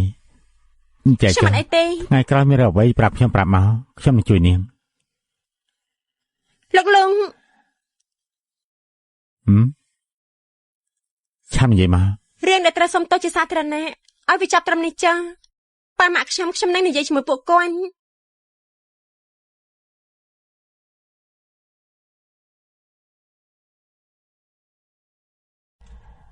ក៏ល្អដែរ បាយអានចេញមកសុំទោសជាសាធារណៈប៉ះពាល់ដល់ខ្ញុំដែរ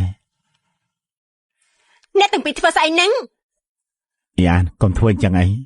លោកលងអញ្ចឹងខ្ញុំទៅសិនហើយសេអានតើអូនឈ្គន់មែនទេតើអូននឹងទេដើម្បីតែជួតគូតអូនតាមក្រោយតើបងមកទីខ្លួនដាក់គេយ៉ាងម៉េចដែរត្រូវបញ្ចុះបញ្ចូលគេយ៉ាងម៉េចតើអូនមានឲ្យបងធ្វើបែបនេះទេសេអ៊ីអានលោកជីឈុនដើម្បីតែបងខ្ញុំអាចសម្លាប់មនុស្សហើយចាប់បងនឹងមនុស្សក្បត់ម្នាក់ការគិតដែលគេស្គាល់បំផុតនោះគឺការក្បត់គ្រាន់តែត្រូវការហាត់ផលមួយប៉ុណ្ណោះពួកគេនឹងក្បត់គ្នាទៅវិញទៅមកដល់មិនរារែងបងចាំគ្រប់គ្រងខ្ញុំបានតែយកភាពស្មោះត្រង់បងមកបើឲ្យខ្ញុំឃើញថាបងនេះជាមួយនឹងសេជីអ៊ីទៀនជួយនឹងធ្វើបាបខ្ញុំនឹងលាតត្រដាងឲ្យបងមកស្លាប់ជាមួយគ្នាឡបងដឹងហើយលោកប្រសងតើលោកអាចកំដរខ្ញុំទៅកន្លែងមួយបានទេលោកជីឈុនយប់នេះខ្ញុំនឹងឲ្យហាត់ផលមួយទៅលោកដើម្បីក្បត់សេអ៊ីអាន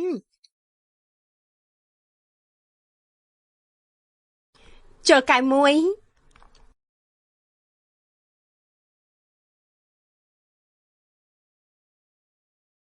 ប្រធានលងថ្ងៃនេះខ្ញុំអញ្ជើញលោកមកព្រោះមានគម្រោងរកលុយមួយចង់ពិភាក្សាជាមួយលោកអាចសហការជាមួយនាងគឺជាកិត្តិយសណាប្រធានលងមក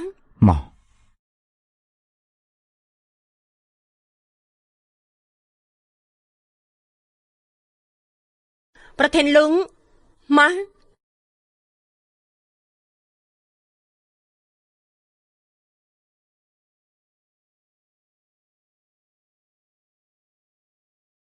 សង្ឃជាយានមិនក៏ចេញមកជួបជាមួយនឹងសេជាអ៊ីតាពីអ្នកអញ្ចឹង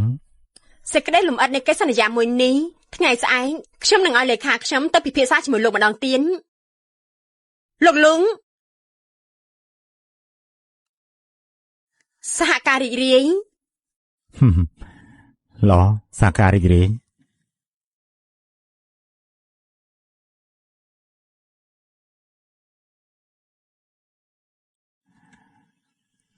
សេជាអានខ្ញុំគ្រាន់តែមិនបានជួយនាងម្ដងពីរដងតែប៉ុណ្ណោះមិនអាចឡើងក្រេបជាមួយនឹងសង្ឃជាយានទេហើយក៏បាត់នឹងខ្ញុំមនុស្សប្រុសដែលធ្លាប់ផាត់ក្បន់ដូចជាបាក់សៃបាក់ស្លាប់អញ្ចឹងគ្រាន់តែមានខ្យល់បក់បន្តិចគេក៏ចាប់ផ្ដើមសង្ស័យហើយធ្វើឲ្យវាកាន់តែធំឡើងសូមអធិស្ឋានខ្ញុំសូមបើកទូរស័ព្ទបន្តិចលោកលងពេលនេះលោកទំនេរដែរទេខ្ញុំមានរឿងចង់ពិភាក្សាជាមួយលោកអ្នកនាងសៀ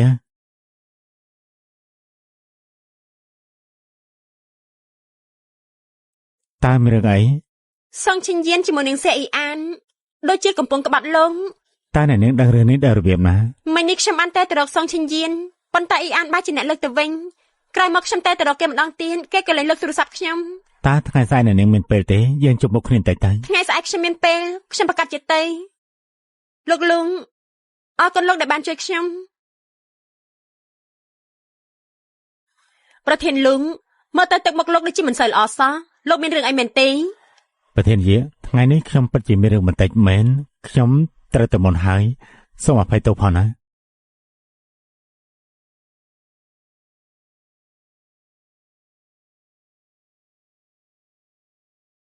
ចូលអន្ទាក់ហើយប្រធានយាមិញនេះខ្ញុំអរគុណនាងហើយខ្ញុំចេញអ្នកនាងផឹកស្រាមួយកែវចុះលោកថាកែឲ្យឡងស៊ីឡានឬលក់មួយកែវមកអេលោកថាកែឲ្យឡងស៊ីឡានឬលក់មួយកែវមកពីរកែវឡនេះគេជាស្រាដែលខ្ញុំចូលចិត្តជាងគេហើយក៏ជាស្រាដែលជានាងចូលចិត្តជាងគេអញ្ចឹងពិតជាចៃដន្យមែនមួយកែវនេះក៏ជាស្រាដែលខ្ញុំចូលចិត្តដែរសេជីតើមានន័យថាយ៉ាងម៉េចអត់ប្រកបទេ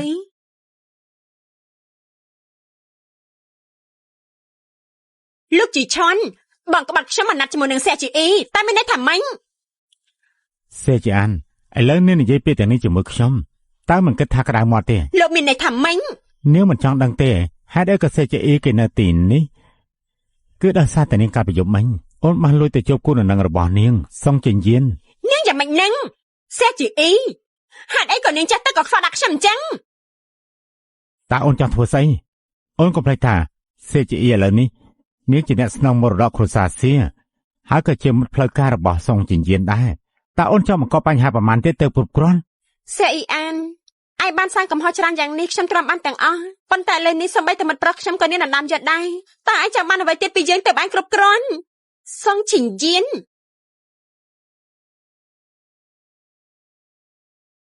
ផោះតាំងគឺនៅនឹងមុខហើយឯងចង់សម្ដែងដល់ពេលណាទៀតនេះគឺជាផោះតាំងដែលឯងបានផាត់ក្បត់ជាមួយនឹងសុងចិញ្ចៀនអូយើងដឹងហើយសេជីអ៊ីនៅទីបំផុតឯងមិនចាំបាច់សម្ដែងទៀតទេឯងគិតថាឯងបានឡើងតំណែងជាអ្នកស្នងមរតកគ្រួសារសេឯងមានសមត្ថភាពចេះទៅក៏ខ្វល់ដែរយើងមែនទេសេអ៊ីអានឈប់និយាយទៅសេអ៊ីអានរឿងក៏ខ្វល់ដែលឯងបានធ្វើអ្នកផ្សេងមិនដឹងច្បាស់តែឯងមិនដឹងច្បាស់នៅក្នុងចិត្តរបស់ឯងទៀតមែនទេកូនដែលនៅក្នុងផ្ទៃគឺជាកូនរបស់លោកជីឆុនឥឡូវនេះឯងនៅមកដណ្ដើមសុងឈិនយានទៅទៀនលោកជីឆុនវាគឺជាការរៀបចំរបស់ CGE ប៉ុណ្ណឹងតើបងនៅតែមើលមិនយល់ទៀនខ្ញុំបាននិយាយមកយូរហើយនាងគឺជាស្រីថោកទៀនគ្រប់គ្រាន់ហើយលោកลุงខ្ញុំពិតជាទ្រាំលែងបានទៀតហើយខ្ញុំមិនយល់ថាហេតុអ្វីបានជាប្អូនស្រីខ្ញុំធ្វើអញ្ចឹងដាក់ខ្ញុំនៅមកដណ្ដើមមិត្តប្រុសខ្ញុំទៀនខ្ញុំទុកចិត្តចុះខ្ញុំធ្លាប់និយាយថាខ្ញុំនឹងជួយនាងលោកជីឆុនបើមានន័យថាម៉េចសេអ៊ីតើរឿងមួយនេះនាងចង់ដោះស្រាយដោយវិធីណាសេអ៊ីខ្ញុំចង់ឲ្យសេអ៊ីអាន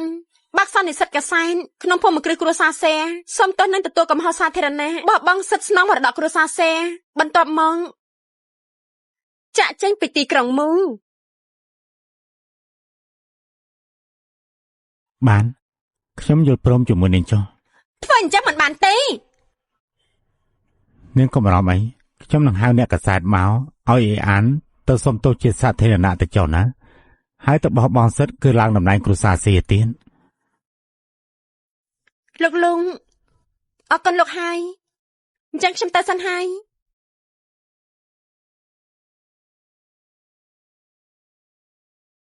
លោកជីឆុន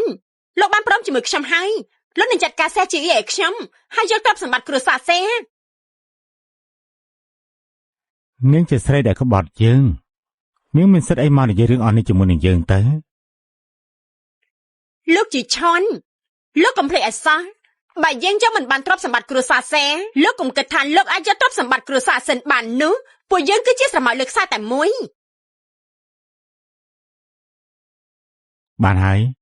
បើមុននេះបងមិននិយាយអញ្ចឹងទេមិននឹងអាចបញ្ចប់រឿងនេះបានទៅលើកនេះអូនលែងឈ្នះជាអ៊ីទេអូនទទួលទៅថ្ងៃក្រោយពួកយើងនឹងមានពេលដើម្បីទៅចាត់ការវិញសំអាងអីទេចេះចុះ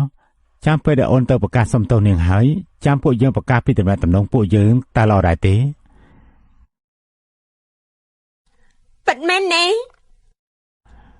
បងសន្យាជាមួយនឹងអូន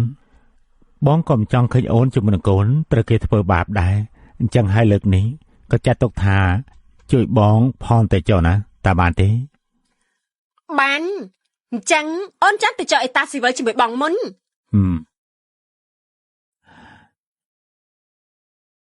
បានបងព្រមជាមួយអូន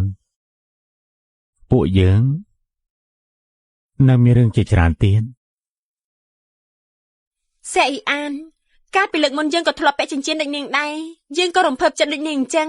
សប្បាយចិត្តមានក្តីសុខតែនាងមិនដឹងទេរាល់ការសន្យាទាំងអស់លើលោកនេះវាសុទ្ធតែមានលក្ខខណ្ឌអាឡូត្រៀមឡានពេទ្យមួយឲ្យយើងចង់ឲ្យមនុស្សម្នាក់នៅរស់យល់ល្អគឺឲ្យវារស់វេទនាជាងស្លាប់ទៅទៀត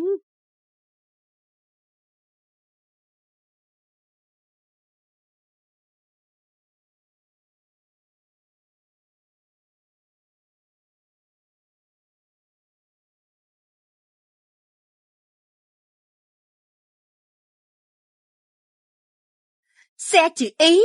នាងថោកទៀមមិនបានជានាងខាងអញ្ចឹងអ៊ីអានមានអ្នកកសាច្រើនណាស់រៀបរឹកបន្តិចទៅ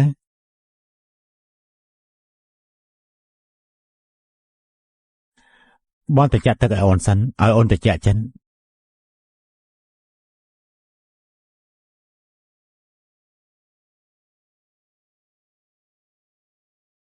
អ្នកនាងសេអញ្ចឹងលើកនេះអ្នកនាងធ្វើសន្និសីទកាសែតលើកនេះគឺដើម្បីអីទៅគ្មានទេគ្រាន់តែជារឿងតូចតាចរឿងតូចតាចរឿងចំនួនអ្នកនាងទាំងពីរអ្នកបងប្អូនគឺពាក់ព័ន្ធនឹងរឿងឡើងស្នាតំណែងក្រុមហ៊ុនមែនទេរឿងពួកយើងពីរអ្នកបងប្អូនឆ្លោះគ្នាគឺមិនមែនជារឿងស្នងមរតកតំណែងក្រុមហ៊ុនអីទេរឿងពិតជាមើលមិនឃើញមែនរឿងនោះមិនបានធម្មតាអញ្ចឹងទេ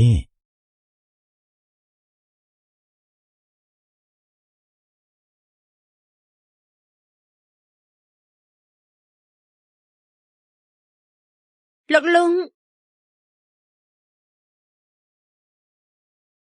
ខ្ញុំដឹងថាថ្ងៃនេះរឿងវាដើរមកដល់ចំណុចនេះគឺព្រោះតែដើម្បីតែខ្ញុំហេតុអីបានជានាងថាអញ្ចឹងយប់មិញឈិញយានគេផឹកស្រាស្រវឹងឲ្យមកវិញគេនិយាយថាសិនជានាងត្រូវលោកដុតសម្លាប់ចោលមិនក៏គេនិយាយអញ្ចឹងទៅវិញខ្ញុំដើមឡើយខ្ញុំមិនបានធ្វើអញ្ចឹងចំពោះជានាងទេហើយកាន់តែម្ដាយទៅសម្រាប់នាងដូចជាសាហាវពេកហើយខ្ញុំដឹងថាមិនមែនជាលោកទេគឺសេអ៊ីអាននាងបង្ខំឲ្យខ្ញុំបង់សិទ្ធិស្នងតំណែងក្រុមហ៊ុនយប់ឡើងនាងក៏ប្រាប់ខ្ញុំពីរឿងនេះក៏យករឿងនេះទៅប្រាប់ឈិញយានដែរនាងអាចសម្លាប់ឈិញយានបាននាងក៏អាចសម្លាប់ខ្ញុំបានដែរត្រូវទេ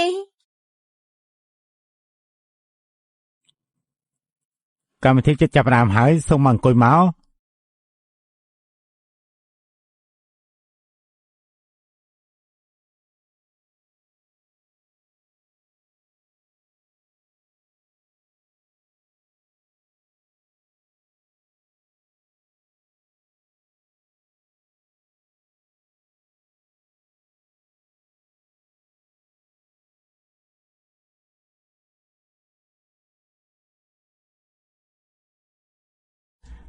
អ៊ីអាននាងញ៉ាំទឹកបន្តិចទៅ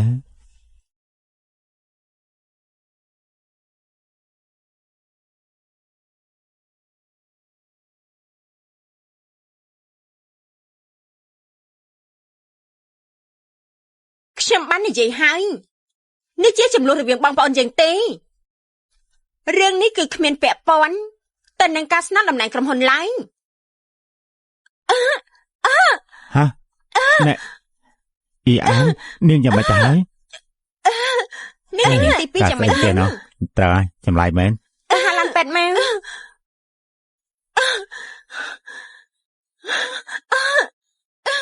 សេអ៊ីអានឈឺដែរទេគឺឈឺដល់ចិត្តងំគឺឈឺជាងនាងដុតសម្លាប់យើងទៅទៀតមែនទេ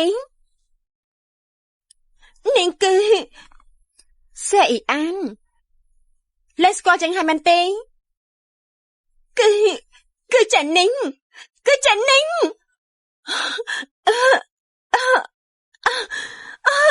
ប៉ាម៉ែសេអ៊ីអានវាក្បត់ខ្ញុំ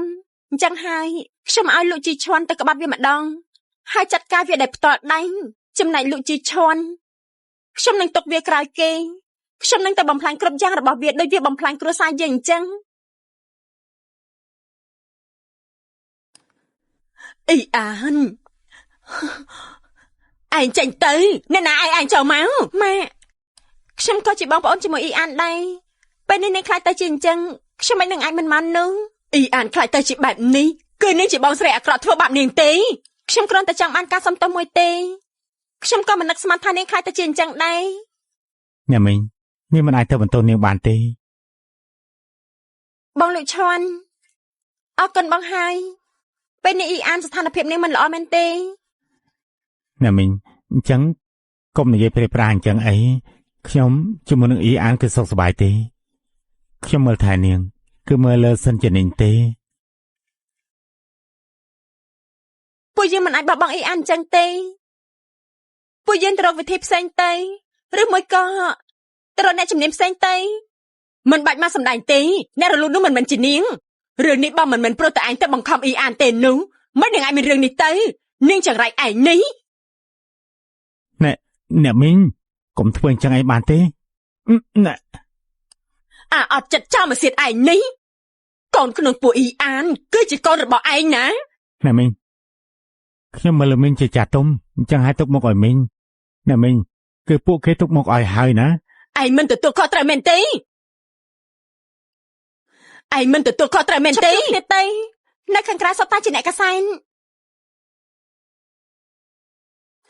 ទាំងអស់គ្នាជួយរកយុត្តិធម៌ឲ្យផងអាចង្រៃម្នាក់នេះវាតែធ្វើឲ្យកូនខ្ញុំមានផ្ទៃពោះពេលនេះវាមិនទទួលខុសត្រូវទេតែវិញទៅកូនស្រីគួរឲ្យអាណិតយើងស្រឡាញ់វាអស់ពីចិនបិទមកទៅ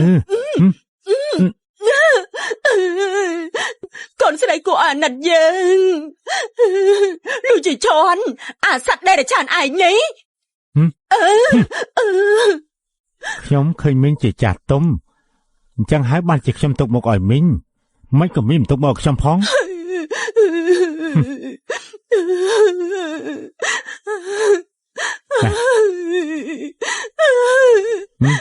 បានហើយណាមីងបានហើយឆ្លោះគ្នាអីទីនេះជាមន្ទីរពេទ្យបើនៅតែឆ្លោះទៀតចេញអស់ទៅនេះមិនជាពេទ្យត្រូវនិយាយរឿងអស់នេះទេឆាប់ឲ្យពេទ្យទៅមើលទៅ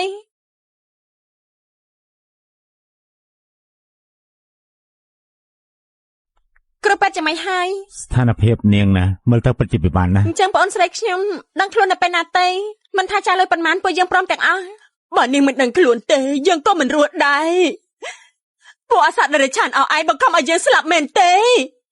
នាងរលូតកូនហើយបាត់បង់ជាច្រើនពេកបានជានាងស្លាប់បែបនេះពិតជាល្អណាស់ពេទ្យប្រូត្រាំទៅអរគុណលោកគ្រូពេទ្យបងជីឈន់អ៊ីអានរលូតកូនឆាប់រហ័សខ្លាំងពេកពេលដែលនាងដឹងខ្លួនហើយពួកយើងត្រូវតែទៅស៊ើបមើលរឿងនេះឲ្យបានល្អមែនហើយចាំពេលអ៊ីអានដឹងខ្លួនឡើងគ្រប់យ៉ាងអត់ស្រ័យបាត់ហើយ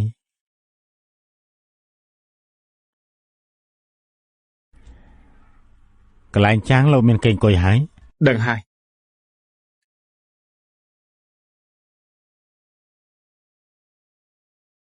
ហេតុអីក៏នាងមកទីនេះខ្ញុំគិតថាទីនេះវាស្ងប់ស្ងាត់ក៏ល្អថ្ងៃនេះពួកយើងជួបគ្នាហើយមិនអញ្ចឹង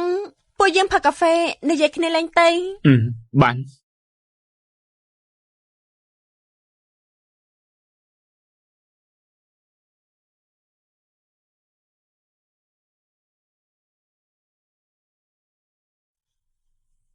សូមជើញអរគុណហើយ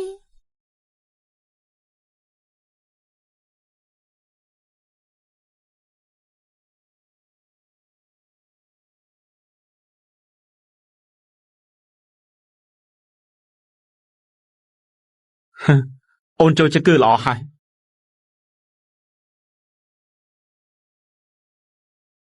សេអ៊ីអាននាងបានចូលពេទ្យទៅហើយលោកជាឈន់ប្រកាសជាចាត់ការនេះមិនខានទេ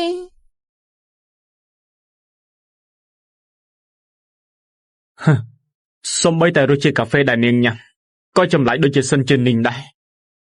សេជឺអ៊ីតើនាងជាអ្នកណាទៅសងឈិនយានណែនាងសៀណែនេះនិយាយទៅមើលខ្ញុំគិតថាលោកទៅធ្វើឯកសារបដូរមន្ទីរពេទ្យឲ្យសេអ៊ីអានទៅដើម្បីរក្សាជីវិតនាង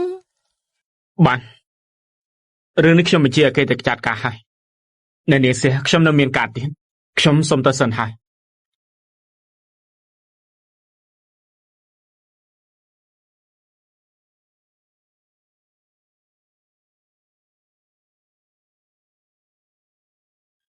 លោកថាកែ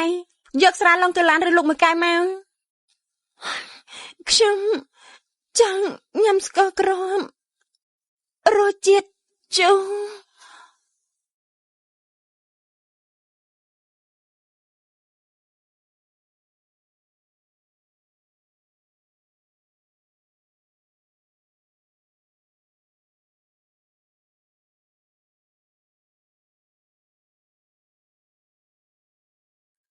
អាឡូខើនាងមិនដែលគិតទេថាសេជឺអ៊ីនាងដូឈិនយៀនប្រហែលកំណត់នេះវាមិនសមទេតែខ្ញុំគិតថាសេជឺអ៊ីគឺជាសេវអ៊ីអញ្ចឹងយើងកាលពីលើកមុនសម្រាប់នាងខ្ញុំគ្មានអារម្មណ៍ថាសោកស្ដាយទេខ្ញុំគឺស្អាតស្អំទេយើងសំតែស្លាប់មែនយើងបិទតែសម្លាប់គេទៅហើយ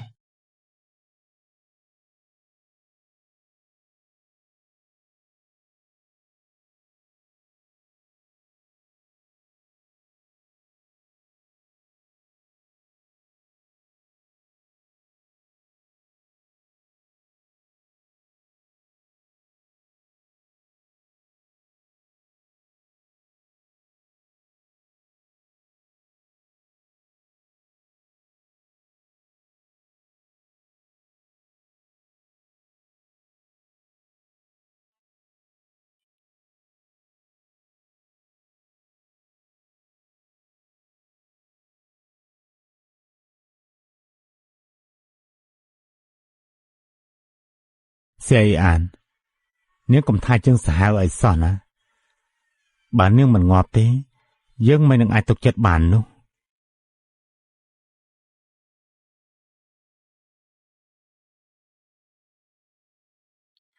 បងលួយឈន់ស្រីអានបាត់ខ្លួនហើយ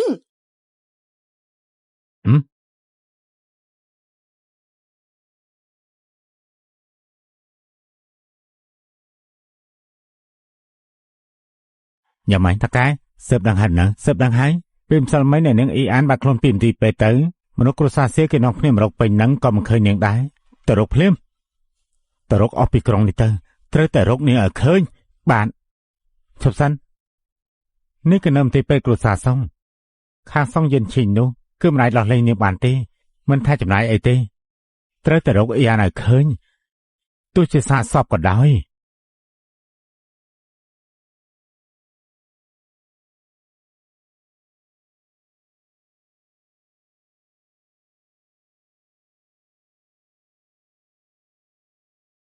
អ្នកណា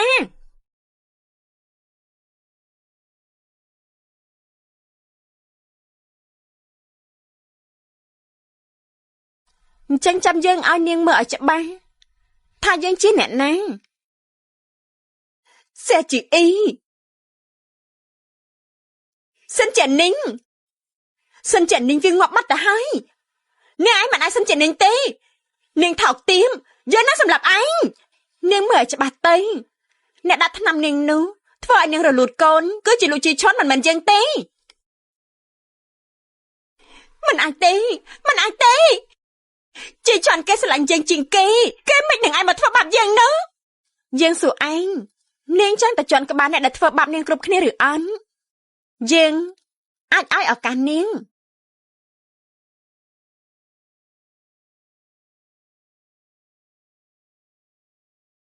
មកជួយយើងដោយគ្មានហេតុផលមែនទេប្រកាសជាមិនមែនហើយ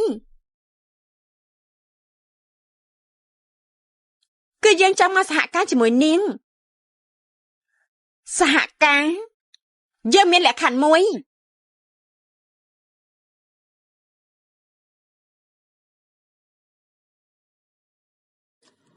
អាឡូនាងមកផ្ទះខ្ញុំមកផ្លែតមកខ្ញុំមានការសំខាន់ចង់និយាយជាមួយនឹងនាងខ្ញុំមានការជាប់រវល់គឺតើតើតុក្កតាដែលខ្ញុំជូនសិនជានេះ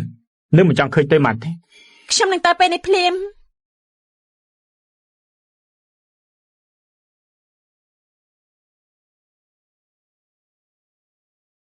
រាល់ផុសទាំងអស់សុទ្ធតែចង្អុលទៅលើនេះលើកនេះខ្ញុំមិនឲ្យនាងខកខានទៀតនេះសង្ឃយានអាណាតុក្កតានោះ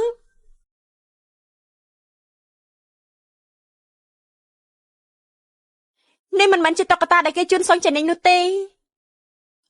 មិនបានជានាងដឹងព្រោះតុក្កតានោះវាធ្លាក់ទៅលើដីហើយវាទៅប្រឡាក់ជាមួយនឹងស្រាក្រហមនាងធ្លាប់ឃើញហ៎មិនហើយខ្ញុំធ្លាប់ឃើញខ្ញុំធ្លាប់បានឃើញកាលពីមុនព្រោះថាចានាងថតរូបឲ្យខ្ញុំមើលអញ្ចឹងហើយនេះជាកាដូដែលខ្ញុំជូននាងនៅថ្ងៃគម្រប់ខួបរបស់ពួកយើងគឺជូនពេលថ្ងៃនោះតែម្ដងក្រោយមកក៏មានរឿងតែម្ដងទេតើនាងដឹងរឿងដោយរបៀបណាទេហើយនៅមានទៀតហេតុអីក៏នាងដឹងថាតុក្កតានោះទៅប្រឡាក់ស្រាក្រហមនោះនាងនិយាយថានាងនៅផ្ទះគ្រួសារសិស្សប្រហែលថ្ងៃនោះនាងមិនបានចេញទៅណាទេតើនាងឃើញដោយរបៀបណាទេនាងប្រាប់ខ្ញុំមកមើលអញ្ចឹងហើយថ្ងៃនេះអ្នកទាំងពីរហៅខ្ញុំមកគឺដើម្បីរឿងនេះមែនទេខ្ញុំរវល់ណាស់ខ្ញុំគ្មានពេលទេខ្ញុំមិនអាចនៅកំដរអ្នកទាំងពីរទេសេជអ៊ីនាងរកតុក្កតានោះគឺរកវីដេអូនៅក្នុងតុក្កតានោះតាមមែនដែរទេមែនព្រោះអីនៅក្នុងតុក្កតានោះវាមានរូបឃាតករមែនដែរទេមែនលរកឃើញហើយមែនទេខ្ញុំរកមើលគ្រប់តុក្កតាអស់ហើយនៅក្នុងនោះគ្មានវីដេអូនោះទេបើសិនជាខ្ញុំជាឃាតករខ្ញុំនឹងបំផ្លាញផុសតាងទាំងអស់នឹងមិនឲ្យគេចាប់បាននោះទេតែបើនៅក្នុងដៃអ្នកផ្សេងនោះវាមិនប្រកាសទេលោកដឹងថាហេតុអីលោកជាឈន់គេជួយសេអ៊ីអានរហូតទេព្រោះថានាងមានផុសតាងគម្រាមគេនៅក្នុងដៃសេអ៊ីអាននោះហើយយើងចង់មកសហការជាមួយនាងសហការយើងមានលក្ខខណ្ឌមួយហេតុអីបានជានាងដឹងមានតែជនរងគ្រោះពិតប្រាកដនោះទេដែលដឹងរឿងលម្អិតបែបនេះ ឯងនឹងមិនព្រមទទួលស្គាល់ទៀតទេសេនីងមិនបានជាឯងមិនព្រមទទួលស្គាល់ឲ្យយើងជាមួយឈិញយានជួយឯងទៅមិនល្អទេអីចេនីងមិនបានជាឯងមិនព្រមទទួលស្គាល់ខ្លួនឯងអញ្ចឹងយើងជាមិត្តល្អរបស់ឯងណាឈិញយានជាអ្នកដែលឯងស្រឡាញ់ជាងគេហេតុអីឯងមិនព្រមទទួលស្គាល់ខ្លួនឯងមិនបានជាឯងមិនព្រមនៅក្បែរពួកយើងធំឡើងជាមួយគ្នាណានៅលើលោកនេះអ្នកដែលស្គាល់ចេនីងជាងគេក្រៅពីខើហើយនោះគឺមានតែនាងខ្លួនឯងទេយើងបាននិយាយហើយយើងមិនមែនជាសិនចេនីងទេបានបើសិនជាអូនសិនចេនីងមិនថាជាស្អាជាអីទេបងជាមួយនឹងខើនឹងតាមជួយអូនរហូត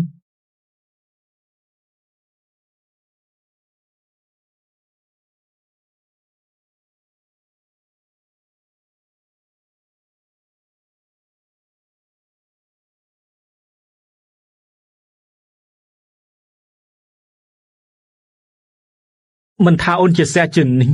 ឬក៏ជាស្អាជាអីទេបងជាមួយនឹងខើនឹងតាមជួយអូនរហូត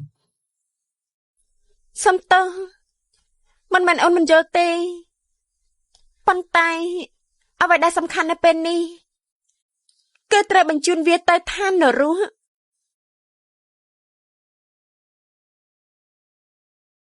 យ៉ាងម៉េចហើយរកអ៊ីអានឃើញហើយឬនៅរកឃើញហើយនាងត្រូវជាអ៊ីនាំទៅមន្ទីរពេទ្យក្រុងហើយវាបាច់ជាហ៊ានមកយើងផងត្រៀមឡានទៅពេទ្យក្រុងទៅបាទ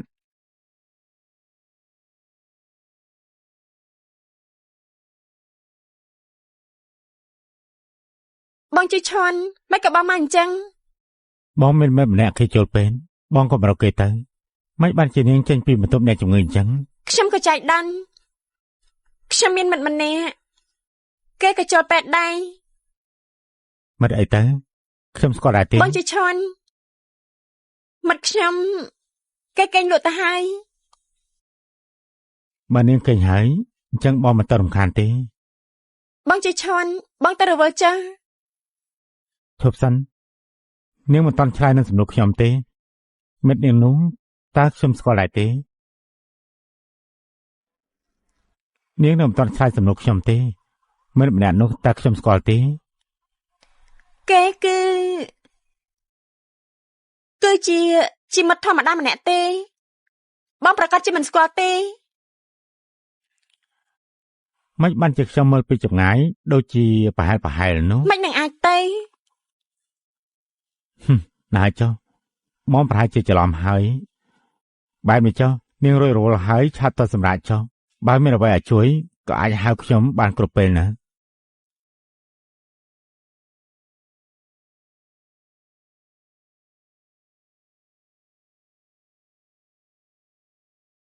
លោកជាឈន់គេទៅហើយពេលនេះយើងទៅរករបស់ដែលនាងចង់បានសេអ៊ីអានបើនាងហ៊ានតែបោកយើងនោះយើងនឹងយកនាងប្រកល់ឲ្យលោកជាឈន់ភ្លាម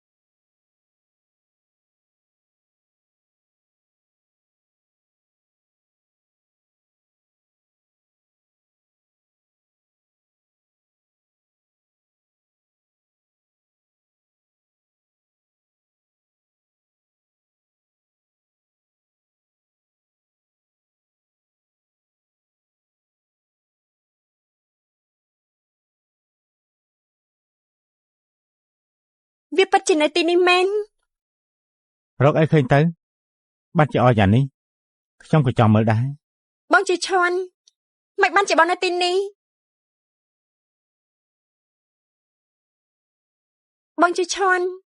មិនបងជាបងនៅទីនេះនេះមិនសំខាន់ទេយកចេញមកឲ្យបងមើលបន្តិចមើលមានអីទេគ្រាន់តែជាទូរស័ព្ទចាស់មួយប៉ុណ្ណឹងហើយមិននឹងអាចទៅរបស់ដែលអាចឲ្យឯងភ័យយ៉ាងនេះយើងពិតជាចង់ដឹងណាយកចេញមក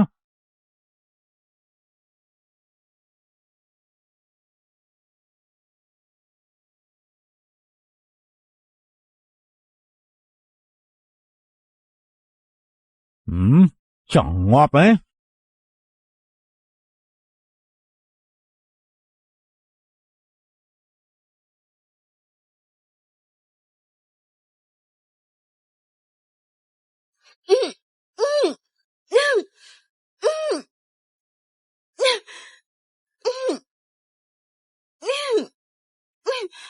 លោកជាឈុន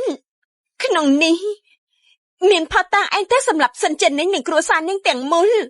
ពេលនេះយើងអាចផ្ញើវាចេញទៅបានភ្លាមនេះឯងមិនខ្លាចទេយើងប្រាប់ឯងថ្ងៃនេះយើងមកទីនេះសេអ៊ីអានក៏ដឹងដែរបើមុនពេលម៉ោង 2យើងនៅមិនទៅវិញនោះនាងនឹងទៅប្តឹងប៉ូលីសភ្លាម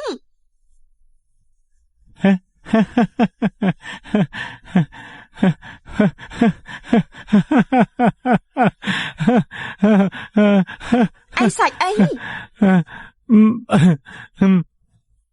ប្រកាសជាសាច់នាងភ្លើនឹងហើយលោកជាឈុននេះឯងមិនខ្លាចស្អុយឈ្មោះទេអីនៅក្នុងទូរស័ព្ទនេះមានវីដេអូដែលឯងទៅសម្រាប់សិនចេនីងជាមួយគ្រូសាននាងដំបងឡើយឯងយកស្រាក្រហមទៅវាយក្បាលសិនចេនីងពេលដែលពួកគេសម្លាប់អស់ទៅឯងក៏អស់ពួកគេចេញហើយយកពួកគេទៅដុតទាំងរស់នេះនិយាយពិតដូចជាមែនយើងវិតែជឿទៅហើយគួរឲ្យស្ដាយខ្លាយគឺខ្លាយហើយព្រោះអីវីដេអូពិតក៏នៅនឹងយើង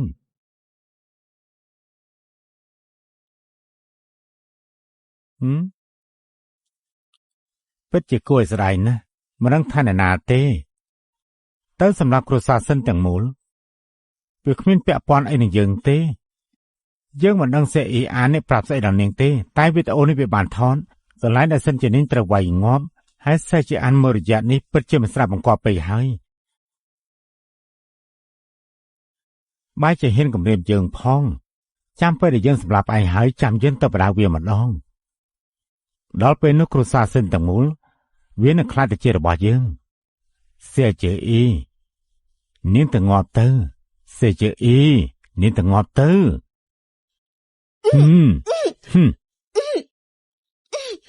នាងឆាប់ទៅងាប់ទៅនាងទៅងាប់ទៅសេជាអ៊ីនាងទៅងាប់ទៅនាងឆាប់ទៅងាប់ទៅលោកជាឈុនឯងភ្លេចហើយមែនទេថានៅមានសេអ៊ីអានទីនគ្មានផតាំងគ្មានសាក់សៃបើសិនជាសេអ៊ីអានចេញមករឿងនោះឯងគិតថាប៉ូលីសមិនអាចស៊ើបរឿងនេះដល់មែនទេឯងគិតថាឯងគេចផុតបានមែនទេសេអ៊ីអានមែនវាជាជនដៃដល់ជាមួយឯងបានធ្វើអ្វីសេអ៊ីអានវាដឹងទាំងអស់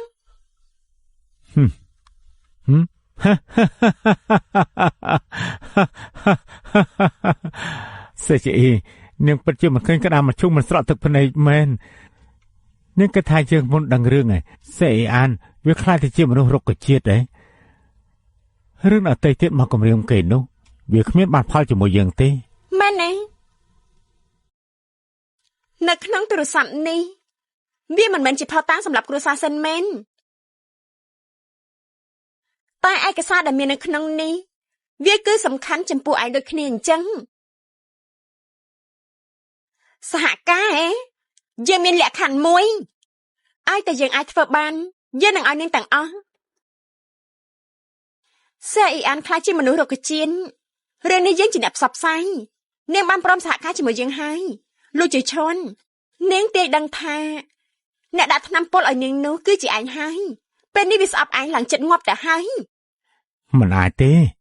មានអីមិនអាចនោះ ឯងគិតថាហេតុអីបានជាយើងដឹងរឿងច្រើនយ៉ាងនេះព្រោះថានោះគឺសុទ្ធតែជាសេអ៊ីអានជាអ្នកប្រាប់យើង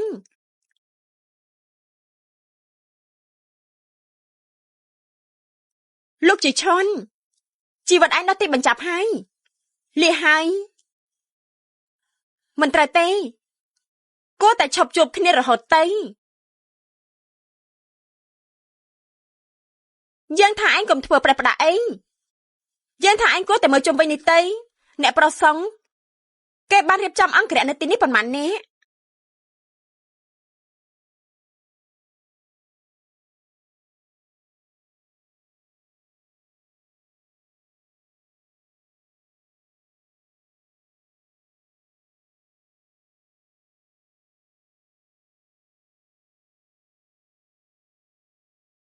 ឯងប្រកាសចិត្តហែថាសេអ៊ីអាននៅមន្ទីរពេទ្យរិនឯនោះប្រកាសឲ្យពេទ្យនោះគេបានថតរូបបញ្ជាក់ទៀតផងបើអញ្ចឹងក៏លោះហើយ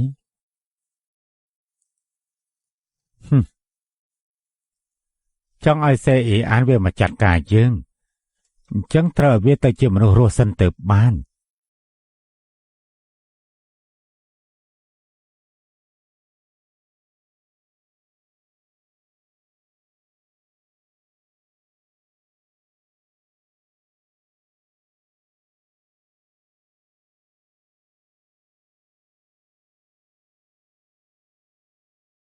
នាងថោកទាបនោះពិតជាមិនទាន់ងាប់មែន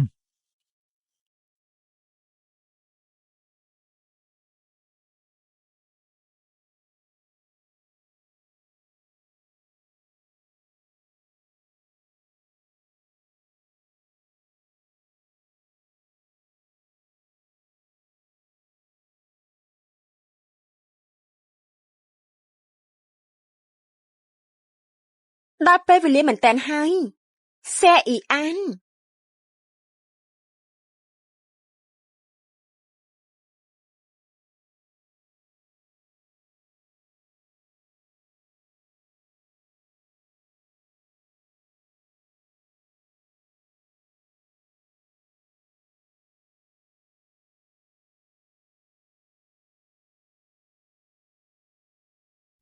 ជួបគ្នាលើកនេះហើយ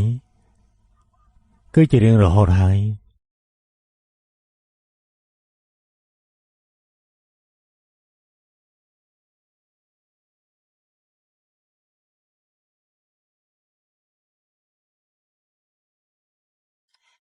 បងជីឈុន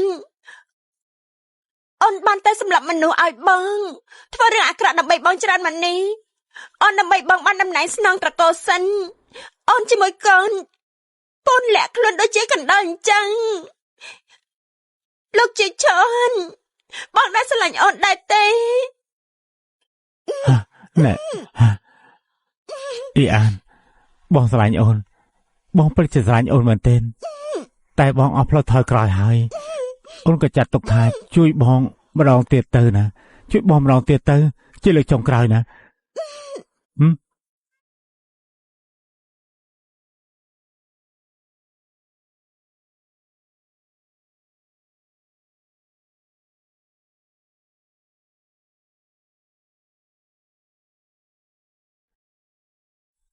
អរគុណអូនហើយអរគុណអូនហើយសម្រាប់មនុស្សហើយឆាប់ហៅមនុស្សមកឆាប់ចាប់ឃាតករភ្លាមលោកជាឈុនណែស្រាប់ខ្ញុំយេសិនក្នុងពោះប្អូនយើងមានកូនរបស់ឯងពេលនេះឯងបានជាហ៊ានសម្រាប់នាងដែលផ្ទាល់ដៃទៅវិញឯងនៅជាមនុស្សដែរទេយើងគ្មានទេគឺនាងជាអ្នករលូតកូនងាប់ទៅខ្លួនឯងលោកជាឈុនសេអ៊ីអានព្រោះតែជំងឺខួរក្បាលនាងបានទៅរំលូតកូនចាស់ឲ្យតែយើងអាចធ្វើបានយើងនឹងបំពេញបំណងនាងលក្ខខណ្ឌនោះគេយើងចង់សម្លាប់នាង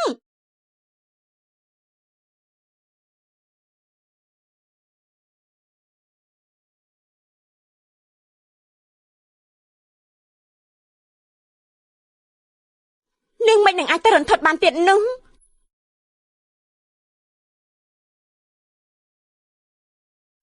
បងជីឈុននាងនិយាយថាមុននេះនាងទៅតែដឹងខ្លួនទេគ្រូពេនពេលណានាងដឹងខ្លួនទេ តបុកប៉ាចំខួរក្បាលធ្វើឲ្យសន្លប់ពេលណាទំនៀមនឹងខ្លួនគឺយើងមើលលើវាសនារបស់នាងប្រកបណាស់បើសិនជាមានអារម្មណ៍ប៉ាទង្គិចខ្លាំងនោះណាអាចនឹងដឹងខ្លួនឡើងវិញក៏ថាបានដែរខ្ញុំដឹងហើយ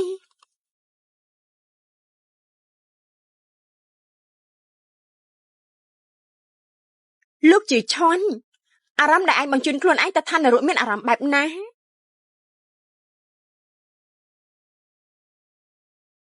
សេជអ៊ីនាងចង្រៃណែយ៉ាអូនមិនអីទេមែនទេកុំកម្រាស់ណែស្ងៀមទៅលេងយើងលេង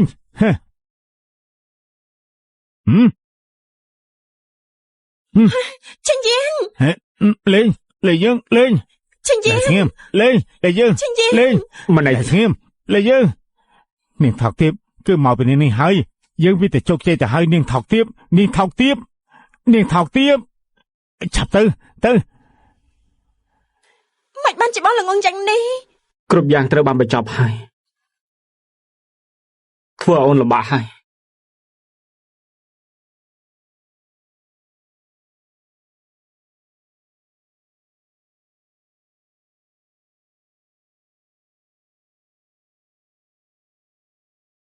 អ្នកចំនួនធំលោកជាឈន់គេទៅសម្រាប់ប្រពន្ធគេមួយគ្រួសារ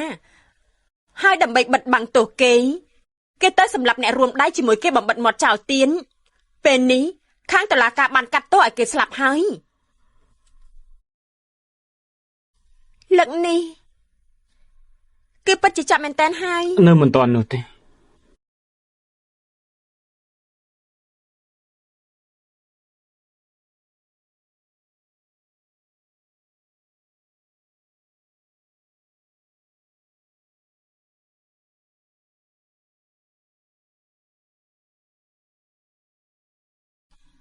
ចានីងឯងគូតែមកគ្រប់ប៉ាមកឯងម្ដងហើយខាឈិនយៀនចានីងមួយជីវិតនេះអ្វីដែលនាងសំណាងជាងគេនោះគឺបានជួបជាមួយអ្នកទាំងពីរហើយ